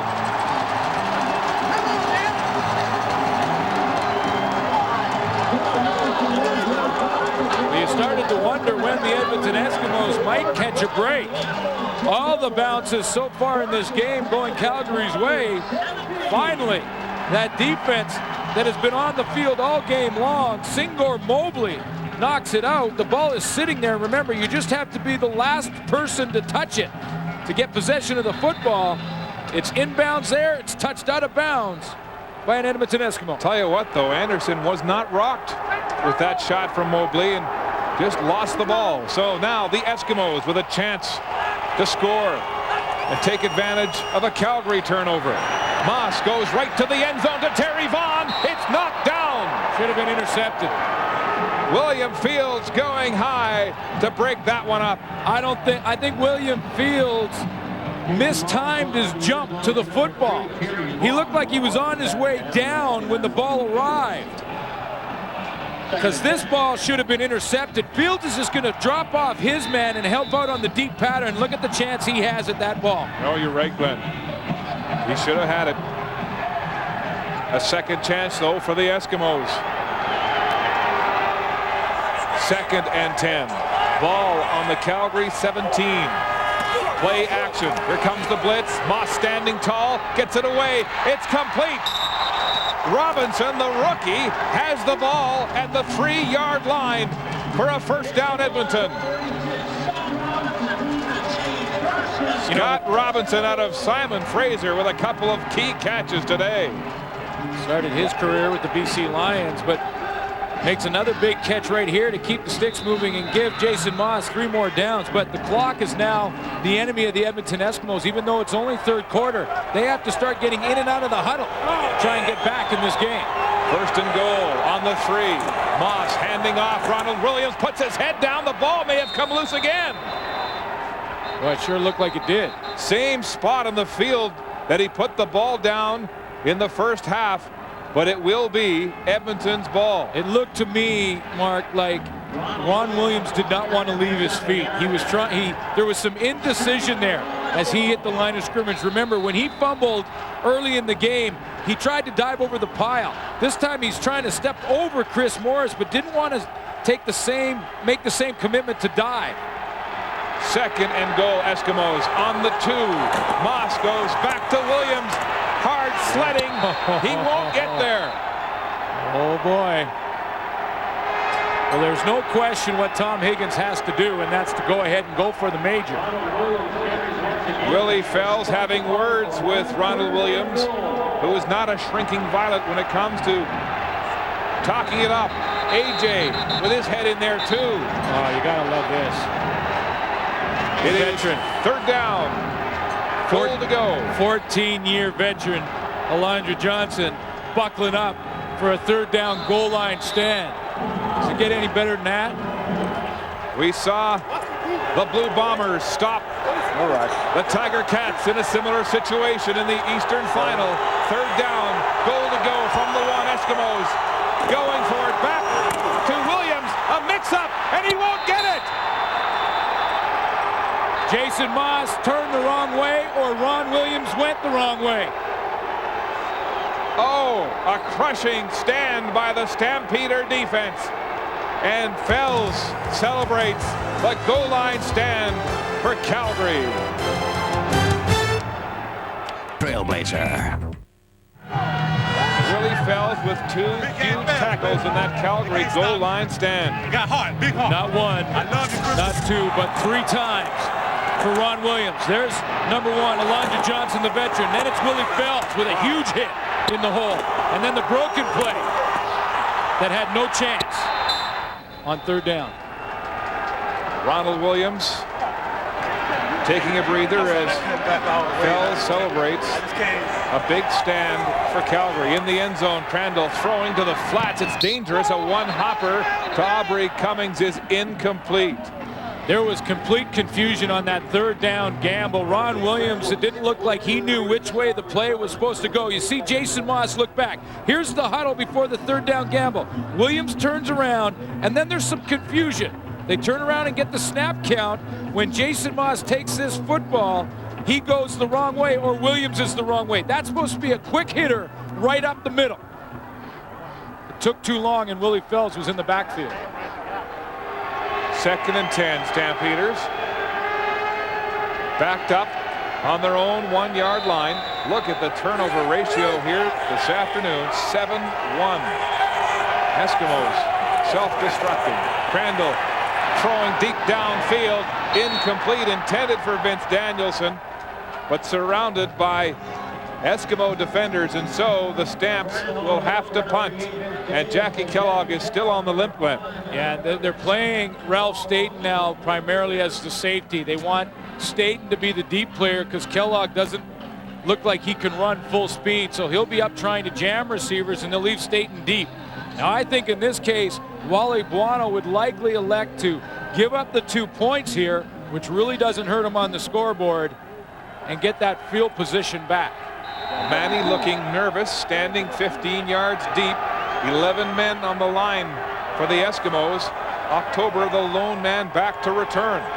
You want to put it in October's hands when he's standing in your end of the field right now, and that's what they'll do. Manny running for the out-of-touch line, and the Stamps will give up a 2-point safety.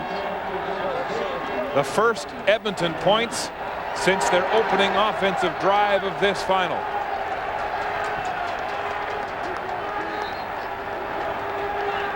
Let's go to the sidelines, and here's Scott.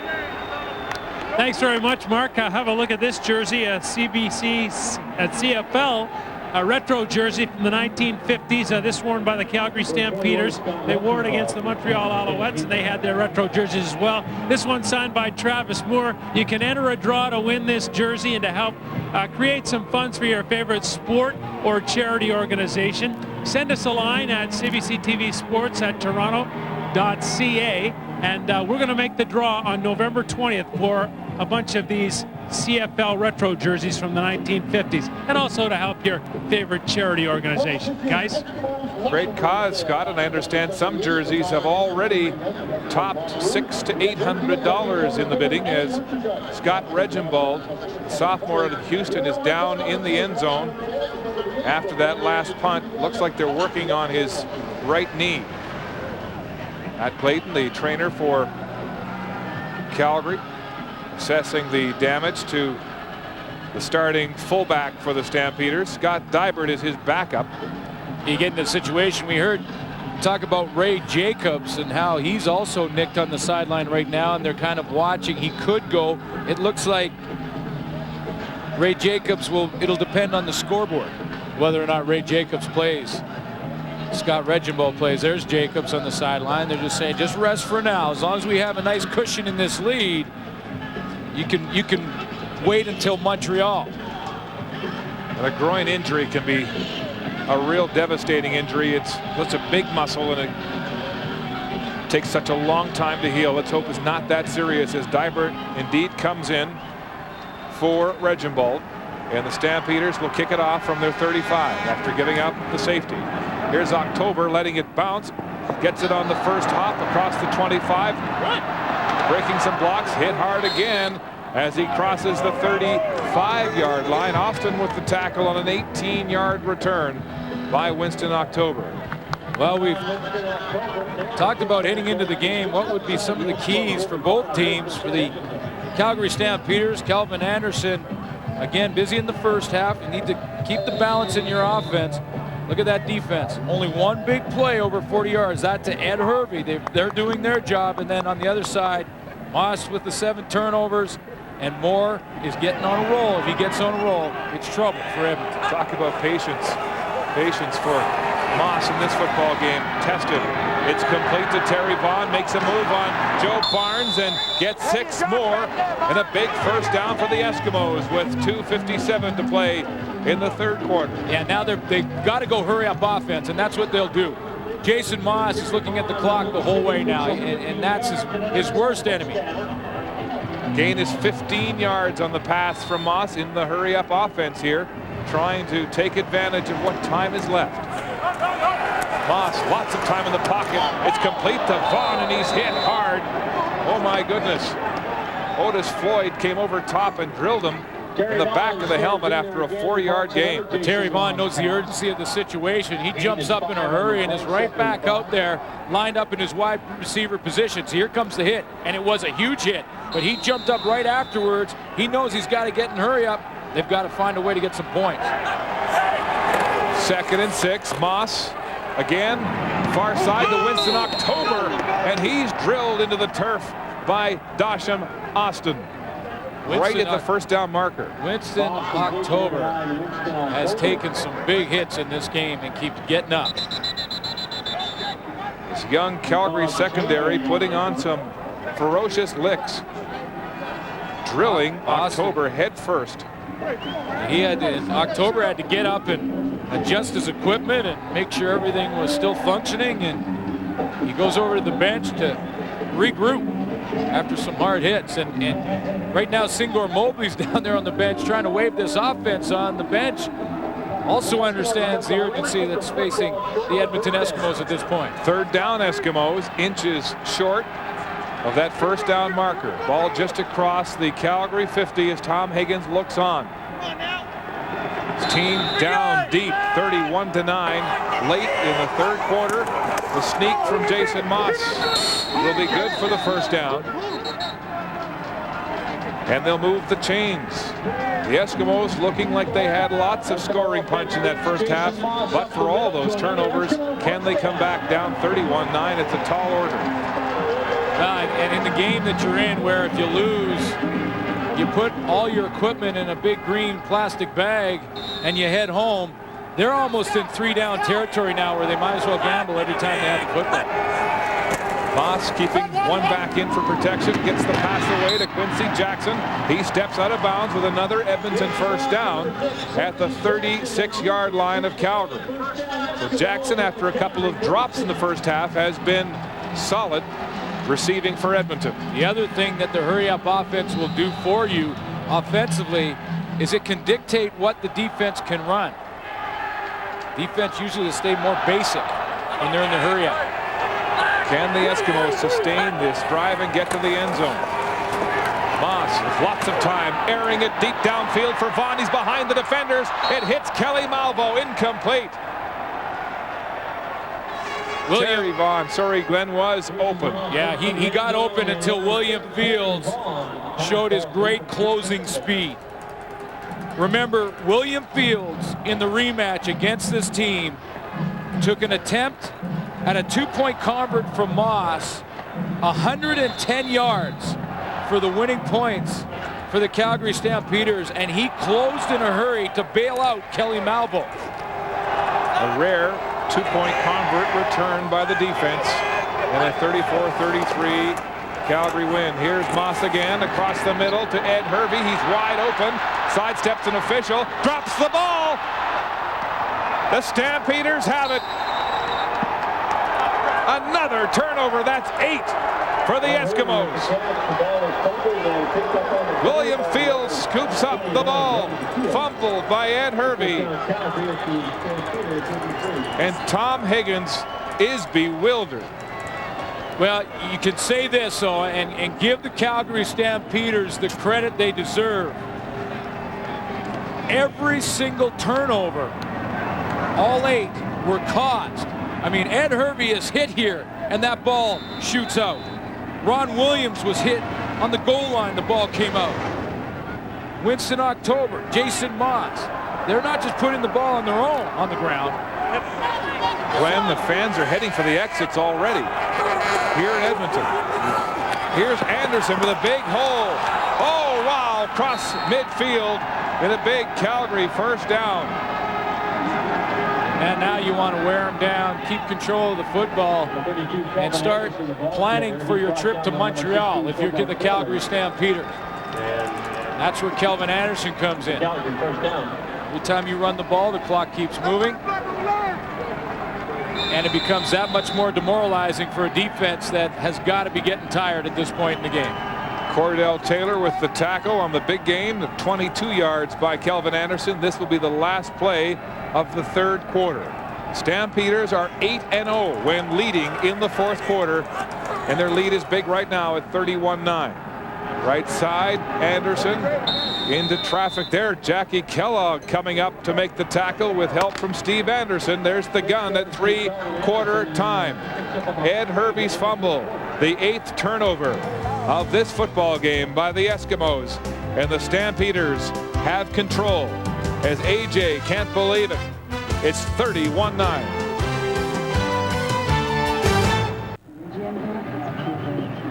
Chilly in Edmonton for some, I suppose. 31-9 for the Calgary Stampeders as we embark on the fourth quarter of play.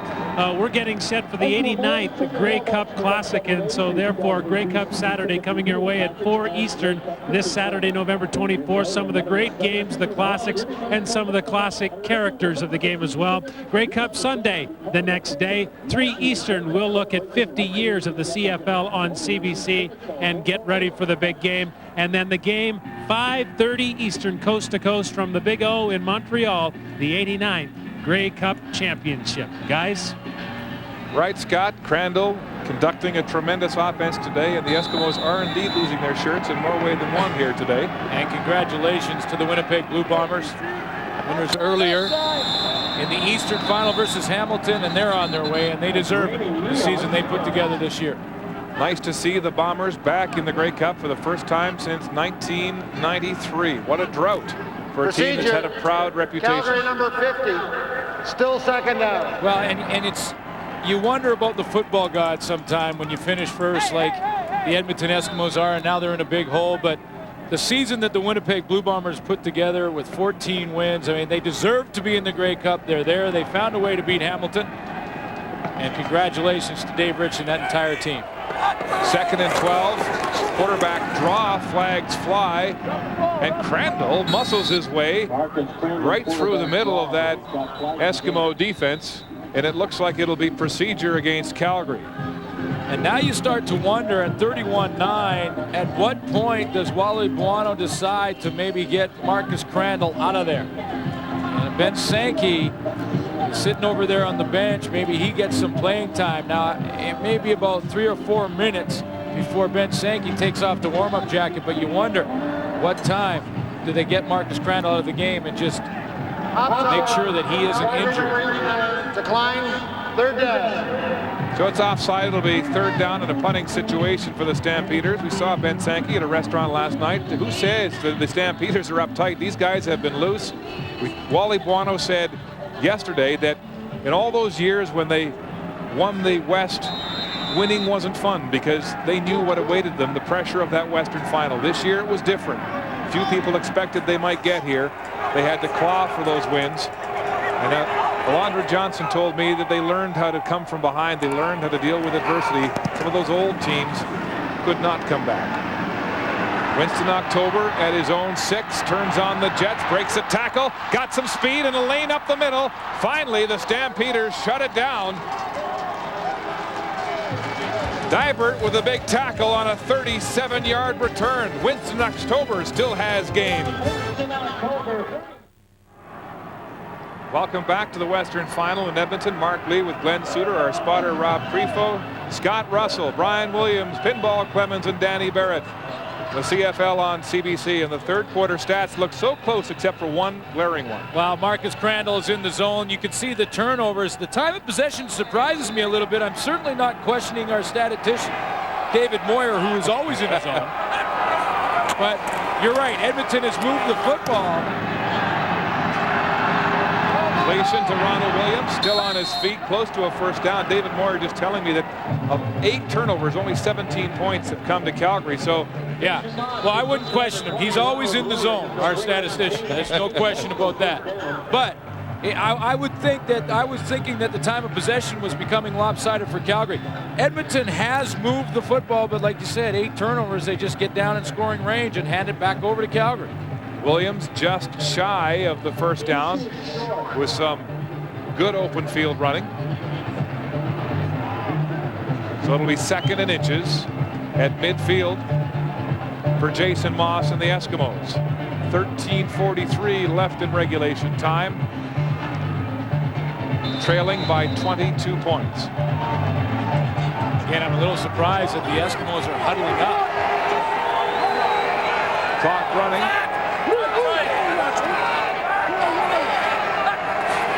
Moss straight back to pass. Lots of time. Rolls out. Gets it away. It's complete at the 50-yard line to Robinson. The kid has had sticky hands this afternoon for Edmonton. And it's a first down for the Eskimos. With all the turnovers, I've lost count, but he may be the only one on offense that hasn't handed the ball back to the Calgary Stampeders. He has been the bright light for Edmonton.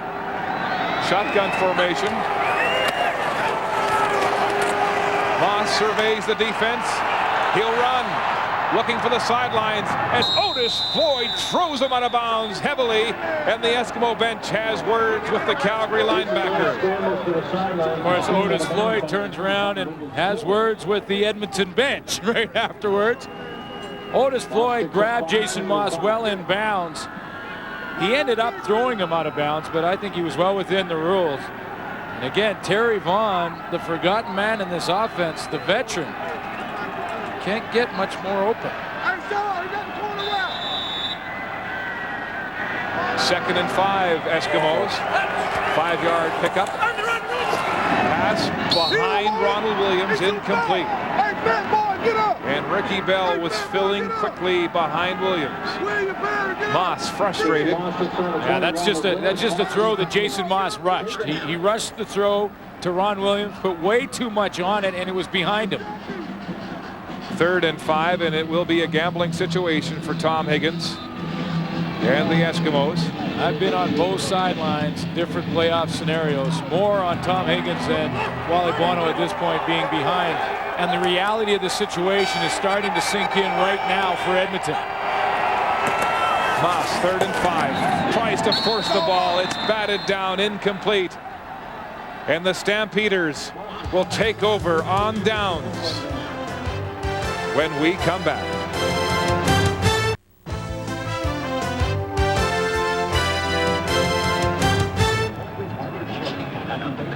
The dejection and frustration written all over the face of quarterback Jason Moss. That is 9 straight Eskimo drives ending in turnovers. Coaches will tell you if you turn the ball over 3 or 4 times in a game, you will likely lose the football game. Not to mention 9. Wow. Crandall still at quarterback. Hand off to Kelvin Anderson up the middle, and he stopped maybe for a loss of 1 on the play. It'll be 2nd down as Steve Anderson makes the stop for Edmonton. Anderson on that play. How about Kelvin Anderson playing a season in the XFL, still with fresh legs after 18 games, and now his 2nd playoff game here with Calgary. Here's Crandall across the middle to Peterson. Flags are down as he dances across center field, puts the ball down. It's loose, but the Stampeders still have it. Kamal Peterson with 2 touchdowns in the first half, and a red-letter day for the rookie. That's when you know when the bounces are going your way. When you put the ball on the ground and your teammate covers up for you. It has been a nice afternoon for Kamal Peterson. And this is the kind of game for him that will give him a ton of confidence. Pass interference. Calgary number 83. Repeat, 2nd down.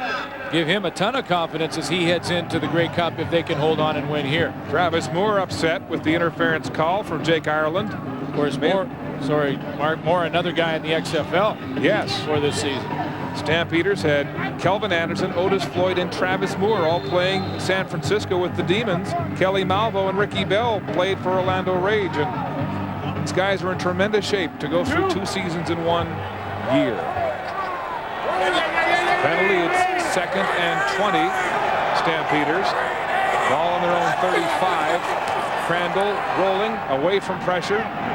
It's complete to Aubrey Cummings at the 40. He drives to the 45 and out of bounds at the Calgary bench. Mike Clements mentioned before the game that the quarterback that made the best decisions would likely lead his team to victory. And that right there, what Marcus Crandall just did, is a great example of his decision-making process throughout this game.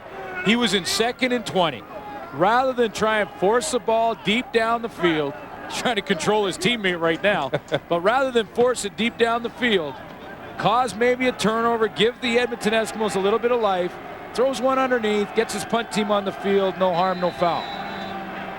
Now he'll go over and show his leadership abilities on the bench with Travis Moore. A leader and a peacekeeper. Glenn Crandall is having a fantastic game here today for the Stampeders against the team that never gave him a chance in 3 seasons in Edmonton. October at his own 25. Breaks a tackle free across the 40, still going. It's outside and finally brought down by Scott Dybert, who now scrums for the football here at Commonwealth. My name's Nathan. First down, Eskimos. Here's Moss in the pocket, flushed and sacked. Mark Pilon, who has replaced Ray Jacobs at end, gets one there. But it looked like Moss had lots of time and just couldn't find anybody open. Well, what he wanted to do was go to Ed Hervey, who was running straight down the hash mark deep, but he was double covered. Greg Frères has come over and help out Ricky Bell on the deep coverage. Ed Hervey wasn't open, and that's how Moss went down. 2nd and 11. Loss of 1 on the sack. Pressure from the left side. The ball's away and complete to Robinson, diving for the first down marker, and it looks like he might be very close, if not just shy. Joe Fleming hit Jason Moss just as he delivered the football. It looked like the kind of hit that would hurt the quarterback because he was right in the middle of his delivery. Jason Moss bounces up after this one. See, he's right in the middle, and the carry through as Joe Fleming gets his helmet right under the right arm. Jason Moss, Terry Vaughn trying to help out with a little blocking. It's Kelly Malville on pursuit. Vaughn goes down and cuts Malville down in the process. Here's the measurement.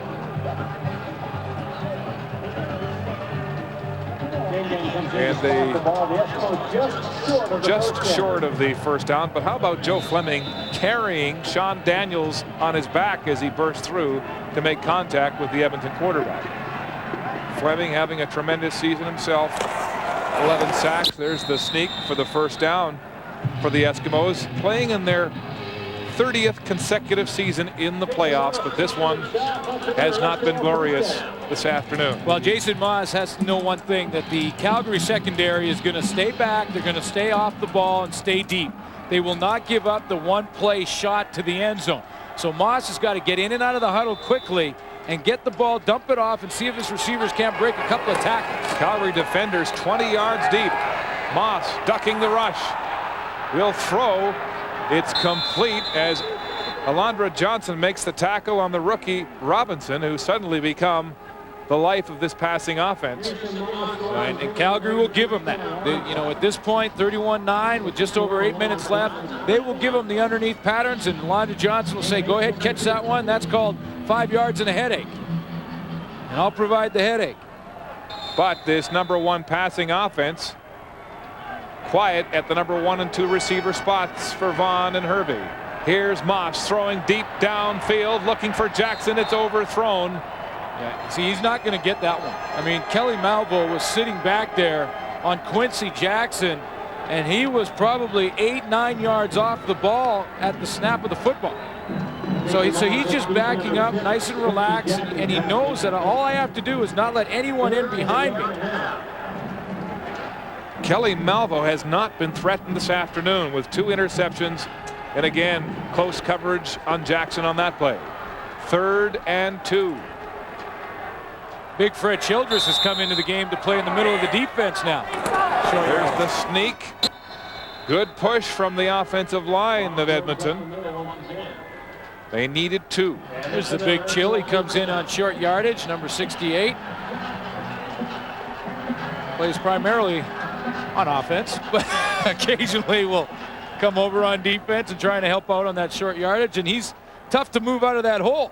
Tell you what, that line lists to the left with him at tackle. 333 pounds for the chill.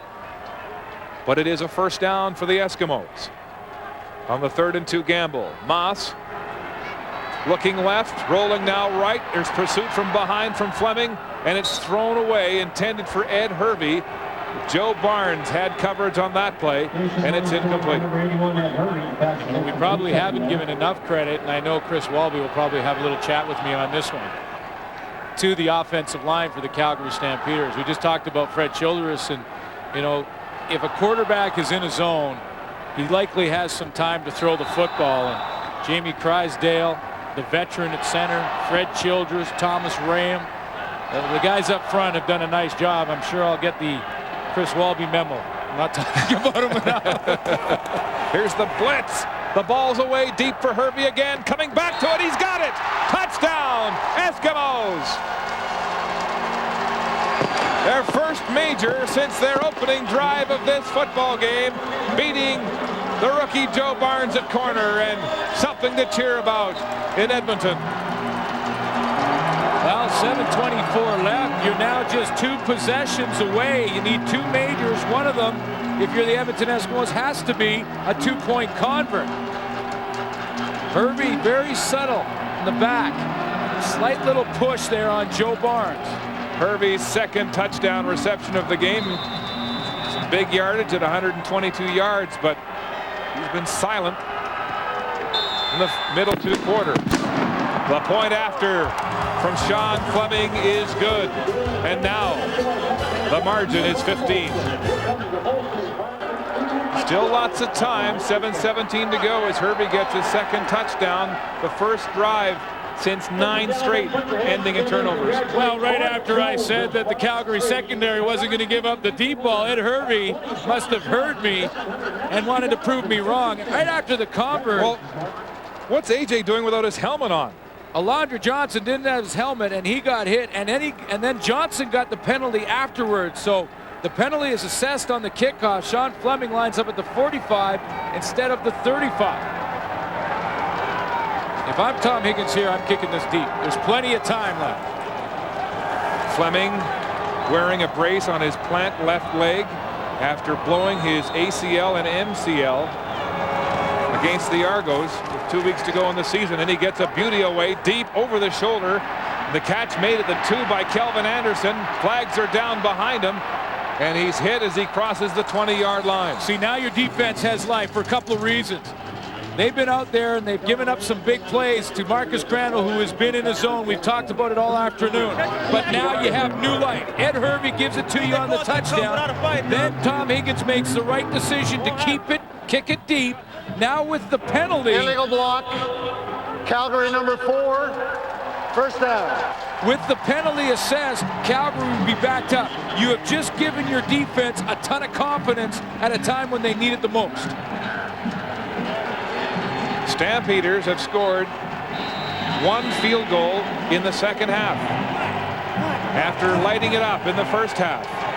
7:05 to play, and flags fly again as the Stamps have been backed up inside their 10. Too many men out there for the Calgary Stampeders. There are 13 players out there. 1, 2, 3, 4, 5, 6, 7, 8, 9, 10. Whoop. That was Aubrey Cummings, the extra man. That's a new rule in this league, where offenses would put 13 guys in the huddle, wait to see who's on defense, and then you can't shuttle accordingly. Yeah, you can't put the sleeper play out there. It's the old sleeper play. That's the reason they put the rule in effect. Once the official on the sideline puts his arms up, you can't substitute. What a field position swing for the Eskimos. Pitch out into the end zone. Kelvin Anderson outside, diving across the 8-yard line. And it looks like there's some life in this Eskimo defense. Well, and it's far from over, Mark, no question. With 6:37 in the CFL, you could put up 3, 4, 5 drives together. See Singor Mobley's pumped up now. This defense is excited. They've got new life. All of a sudden, in a game that they were not even close to being in, they have a chance, and they could feel it. Jackie Kellogg, the ex-Stampeder, surveying the offense. 2nd and 8. Stampeders on their own 8. Shotgun formation. Crandall. Pressure. Can't get it away. It's incomplete. That defense is fired up now. Steve Anderson back in there, the former Calgary Stampeder, right in the face of Marcus Crandall. And remember we talked about maybe bench Sankey, maybe he sits down Crandall. Forget about that. That is over. Because this game is still in the balance in a big way. Steve Anderson, the former Stampeder, with a big pressure there. Singor Mobley trying to fan the crowd. I'll tell you, thousands have already gone home. They gave up. Greg Marshall. Never quit. Canadian Football League. One play. It is a game of emotion. Crandall has completed only 4 passes for 36 yards in the second half as he's gone cold. O'Mani, the rookie, in his own end zone. 6 yards deep with this punt. He gets it away. A nice spiral. Driving October back to midfield. Winston October straight through the punt coverage, and he's rocked as he crosses the 35 by Greg Frères. But good field position for the Eskimos as the offense takes the field. At a net of 26 on the punt by O'Mani. More life for the Edmonton Eskimos. Right after that Winston October return, the offensive line sprinted on the field. First down, Eskimos on the Calgary 35. 5:24 to go in regulation. Moss is going to the end zone for Jackson. Fighting for it. He's got it. No! They wipe it out. He's ruled out of bounds. Oh, baby, I don't know. And Hervey protests. Well, the officials made the call immediately. Kim Murphy, the back judge, says it's incomplete, out of bounds. But boy, it looked to me, and that's right below our broadcast booth location, that he had put that 1 foot in bounds. Here comes another look at it. He goes up here, has control of the football. Now, no, that's a great call. Boy, that was close. From here, it looked like he was in. Kim Murphy right there with a good call. 2nd and 10. 5 receiver set for the Eskimos. Jason Moss, incomplete, intended for Jackson. Batted down by Kelly Malvo. Well, you're still now in a gambling situation for Tom Higgins. There's 5 minutes left, but a field goal doesn't help you. You need the 2 majors, and you need the 2-point convert. Higgins looking tense on the Eskimo bench. 3rd and 10. Edmonton. 5 minutes and counting left to play. They're down by 15 points. The leading receiver, Terry Vaughn.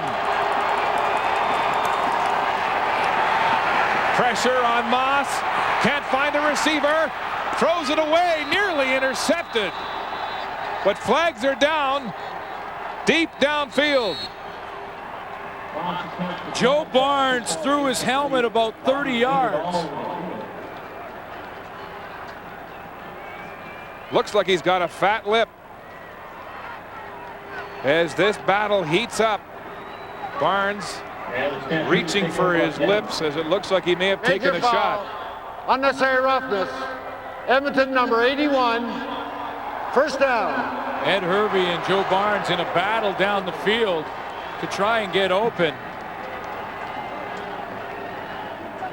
And that throws cold water on the hopes of the Eskimos.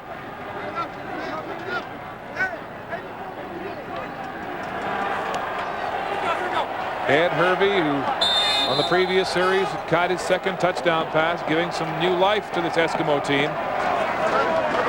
Talking to Waddell Smith, the former great. The Eskimos with 5 Grey Cup rings in the 70s and 80s.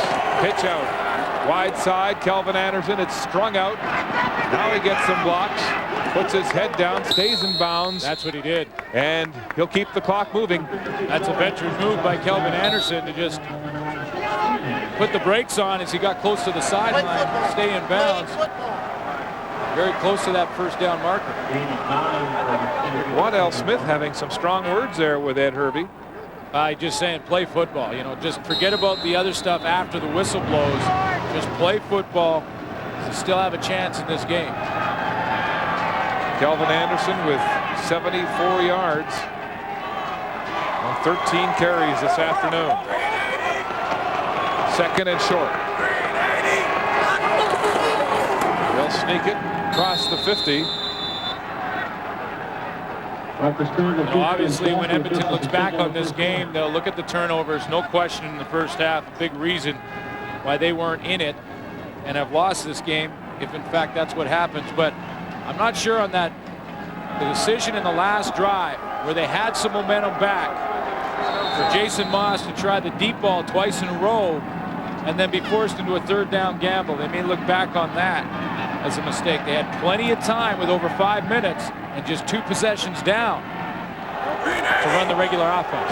When they score a touchdown on their first series, then go 9 in a row, ending in turnovers, get a touchdown, then get another turnover. It's been that kind of day for the Eskimo offense. 2 drives ending in points, 10 ending in turnovers. It's the 3-minute warning at Commonwealth. Welcome back to the Western Final at Commonwealth Stadium in Edmonton. Stampeders with a 31-16 lead with 2:48 to play in regulation time, and it looks like the home field jinx will play out again today, barring an Edmonton comeback. Look at that in the 90s. The home team, the winner of the West, winning only 3 of 7. And if this score continues here today, it'll be 12 out of 15 games in which the home team has not prevailed. Crandall rolling, and he'll be caught by Quincy Coleman for a loss on the play. Well, Jason Moss will get the football back, but he now only has 2 minutes and 34 seconds left, and now he's almost forced to go down the field and hope he gets lucky. Pass interference call somewhere along the line, but Wally Buono has put together a perfect game plan, offensively and defensively. They created some turnovers. George Cortez has Marcus Crandall playing the best I've seen him all season long at a perfect time. 3rd down and 17. Duncan O'Mahony standing on his 39. Winston October, the lone man back for the Eskimos. Time ticking down to 2:17. 1 second left on the clock. Play clock, and O'Mahony gets it away. A deep kick to the 6-yard line. October looking for a crack. He won't find one. As Kelly Lockbaum is down to make the tackle. A 54-yard punt by the rookie and a 6-yard return by October. October has got some return yardage in this game, but he hasn't broke it for the touchdown. Well, Jason Moss has had 3 of his best games against Calgary during the regular season, throwing 6 touchdown passes, but today his offense has been handcuffed by misplayed passes, runs, 10 turnovers, total of 5 fumbles, 2 interceptions. Now it's tough on that Edmonton offensive line. The guys are going. Moss complete. Robinson again as he goes back to the rookie from St. Francis, or rather Simon Fraser. Well, Calgary Stampeders are going to elect to just rush 3. Joe Fleming will be in the middle. We'll go with James Cotton on one side and then drop everybody else into coverage. So Jason Moss will now have to find what little holes there are in that coverage to move the ball down the field. First down, Moss going deep for Hervey. It's overthrown. And Hervey didn't seem to have a lot of jump in his stride. This is where it really starts to sink in. Both sides of the field. You start thinking about your trip to Montreal. You know the Winnipeg Blue Bombers are already on their way. How about the Stampeders? A losing season for the first time under Wally Buono, Jim Daly, and they were not expected to be a factor at this time of the year, and they are. And they're getting better with every game, particularly that quarterback, Marcus Crandall. Jason Moss is sacked. Joe Fleming puts the grip on him. Yeah, and you know, I wonder about that in a lot of ways. I mean, this football team in Calgary has done nothing but improve as the season has gone on. And I agree with you that some people in the media did rule them out, but I certainly wasn't one of them. I don't think that this team can be ruled out when you're coached by Wally Buono and you look at his resume and the veterans that are on this football team. And they improved. Their defense struggled in the first half of the season. Third down gamble, incomplete from Jason Moss. And another turnover. And it creates a great matchup for the Grey Cup. I mean, the Winnipeg Blue Bombers and their high-powered offense with Kahari Jones and Milt Stegall, and now with the way Marcus Crandall's playing. Here's Scott. Mark, here's my buddy Brian Simpson. He's an Edmonton Eskimos fan, but he's changed his garb here. He's wearing the new logo of the Ottawa Renegades. They'll begin playing the CFL next season. And so Brian's got this on for now. Heartbroken what's happening with the Eskimos. Oh, and by the way, GM Eric Tillman of the Ottawa Renegades tells me that our statistician David Moyer has okayed this design on the logo, guys.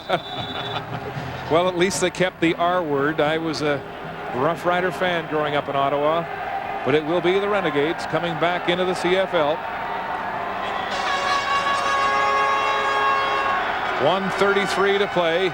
Stampeders stay on the ground to Kelvin Anderson up the middle for a gain of 4, maybe 5 yards as the Stampeders try to run this clock down. Alondra Johnson, 14 years in the CFL, one of the veterans on a young team, and celebrating with Wally Buono, who has really been tested as a head coach this year, Glenn, working with all these youngsters. Well, you know, one thing they said early when they were losing. We're going to the Grey Cup. Grey Cup. We did it, baby. Yeah, they counted us out. Yeah, baby. They counted us out. Willie Fells savoring the moment. Early in the year they were losing, and they say, you know, maybe it's not a bad thing that we're taking our lumps in the middle of the regular season. This is a team in Calgary that throughout the 90s finished first more than any other team in the league, and then didn't always win that Western Final. And they thought, you know, maybe this changeup will be okay for us. Now the fear is that you'll become complacent and you won't be able to turn the switch on when you need to. Well, that didn't happen in Calgary. They slowly improved. They improved on defense.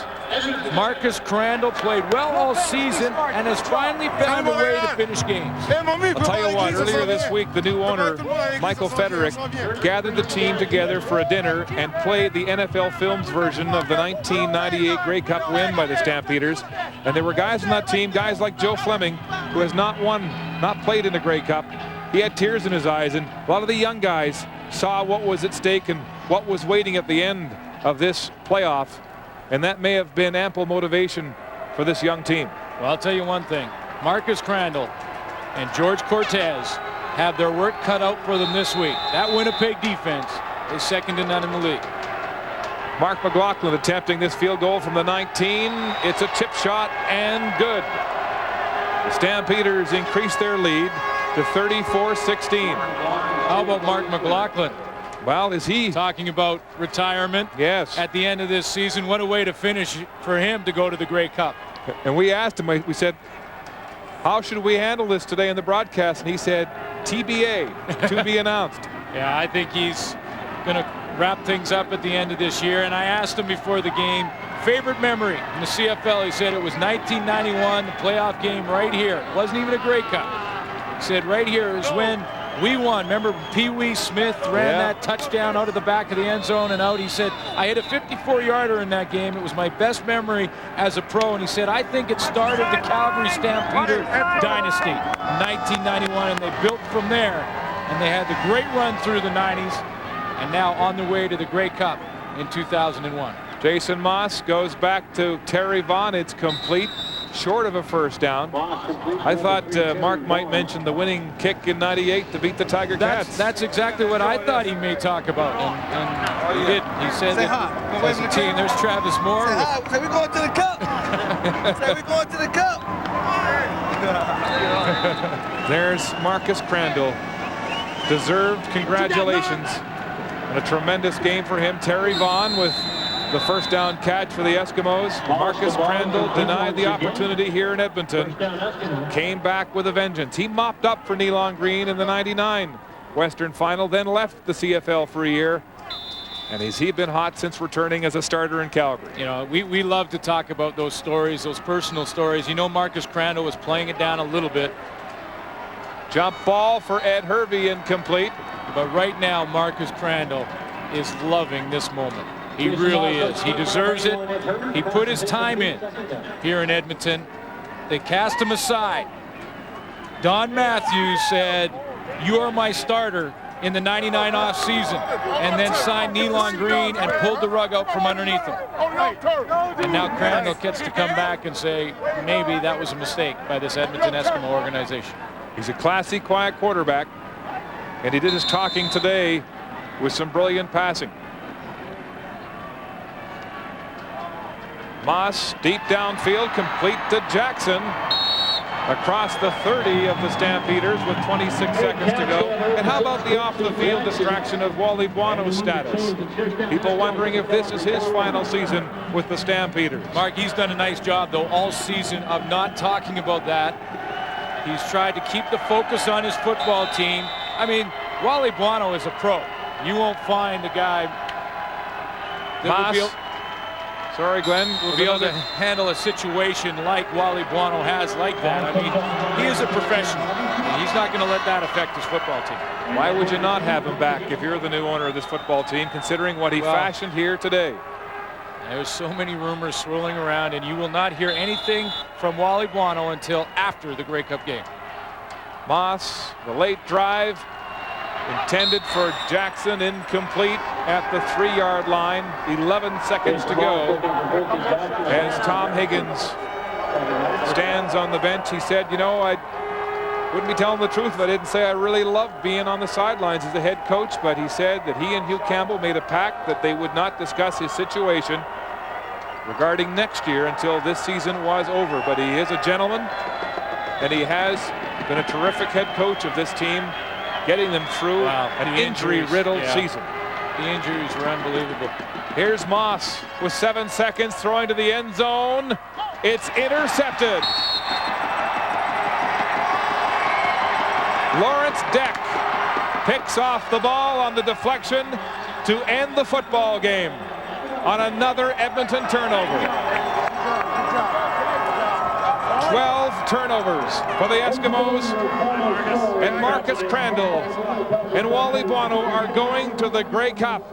I love the matchup. The Calgary Stampeders playing some great football down the stretch, especially in the last 2 playoff games against the best team in Canadian football during the regular season, the Winnipeg Blue Bombers, in the 89th Grey Cup. Yes, a rematch of the 92 Grey Cup, when Doug Flutie won his first in the CFL. Here's Scott Russell.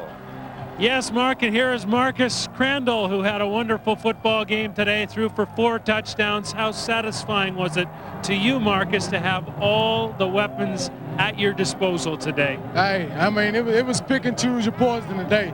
All our receivers were getting open for us and running good routes, and offensive line came up big today. We knew that their defensive line was big, and it was a big key to them winning the game, and we held them off today. Beautiful. Jason Moss right there. Congratulations for Marcus.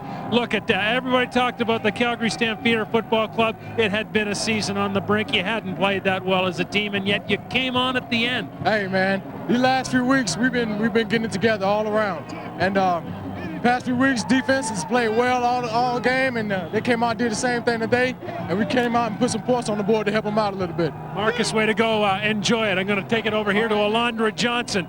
Here's AJ, 14 years in the Canadian Football League, going to the Grey Cup again. Tell us about how you guys stood up, created some turnovers against the Edmonton Eskimos. I'm going to thank God first, because without him we wouldn't be here fighting as hard as we do. But come out and do this thing here in Edmonton is awesome. We feel good. We're going to Grey Cup. That's what it's all about. All you folks who discounted us, don't do it again. It's on now, baby. It's on, yeah. I'm excited. The team had struggled, though, Alondra, throughout much of the season, and then at the end, you seem to pull it all together. What has created the turn in the tide, do you believe? I think it's just the tough games we had to fight through in the early part of the year. We had to fight out some hell of a battles in the beginning of the season, which made us stronger, build our characters, gave us confidence. We had it going on in the last part of the season, and that's what it's all about. All the other times we start off with this team, we start off strong, we fail in the end. But this time we start off weak, we built up strong, and that's why we going to the Great Cup. And good luck to you there. Yo, Down, love it, baby. There you go, Alondra Johnson of the Calgary Stampeders. They're going to the Cup. For all of you Ontario East, so long. Everybody in the West, stand by from Edmonton. Just after 5 o'clock local time on this Sunday afternoon as we're back live at now just about deserted Commonwealth Stadium here in Edmonton. A crowd of over 40,000 today. Many leaving disappointed early in the fourth quarter as the Calgary Stampeders defeat the Eskimos 34-16. Look ahead to the Grey Cup for me, Danny Barrett. Let me begin with you. I know we talk about Marcus Crandall and the poise and how well he's played. It goes back to the Aubrey Cummings play last week and then the touchdown to Pilon. But what about this Winnipeg defense? A very different story than playing against Edmonton. Exactly right. I allude back to what Glenn said as well. One of the best defenses in the league. They're going to come at him with all types of pressure. He faced them a couple weeks ago, so it could give him a little bit of an advantage being able to prepare again the second time around. And also, he faced a pretty good stacking defense last week at McMahon Stadium. Exactly right. BC, no doubt, has a great defense as well. He handled their pressure. We'll see what happens this week coming up. Michael, let me reverse it. Talk to me about the Calgary defense stopping Milt Stegall, Kahari Jones, and those three running backs. Obviously a big victory today, and the defense created a lot of turnovers, but the thing they have to be very wary of is they gave up a lot of yardage offensively, and next week they're going to play against probably the best offensive player in the league this year, and that's Kahari Jones. They'll also have to combat Milt Stegall, and the rising star, the next superstar possibly in this league is young Charles Roberts, and so having to combat those three, they're going to have to play a much different game, I believe, than they played this week. All right, you brought up a very good point. It's a one-sided score. You look at 34-16, but Edmonton did move the football today, and Pinball alludes to that fact that if Edmonton moved it like that, Winnipeg will move it a whole lot more. Well, and they will hope so. I think in the last game and when they played, Milt Stegall didn't play in the regular season game, the final regular season game, and they missed him in that game. So having said that, they're going to have to be able to shut those two guys down, Stegall and Kahari, and it's going to be a great matchup. I'm looking forward to this one here because you have two solid teams that are playing pretty good right now.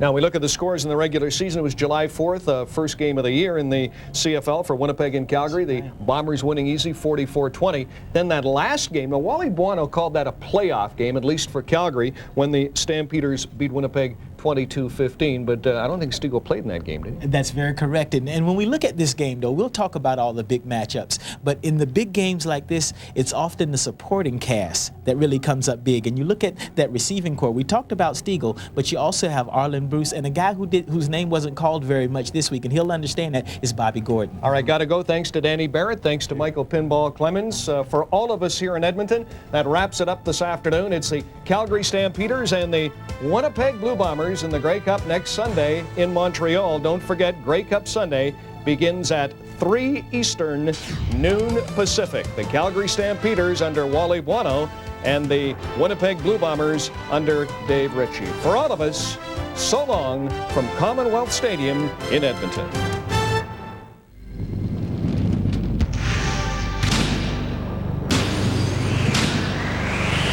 CBC Sports, Canada's Olympic Network.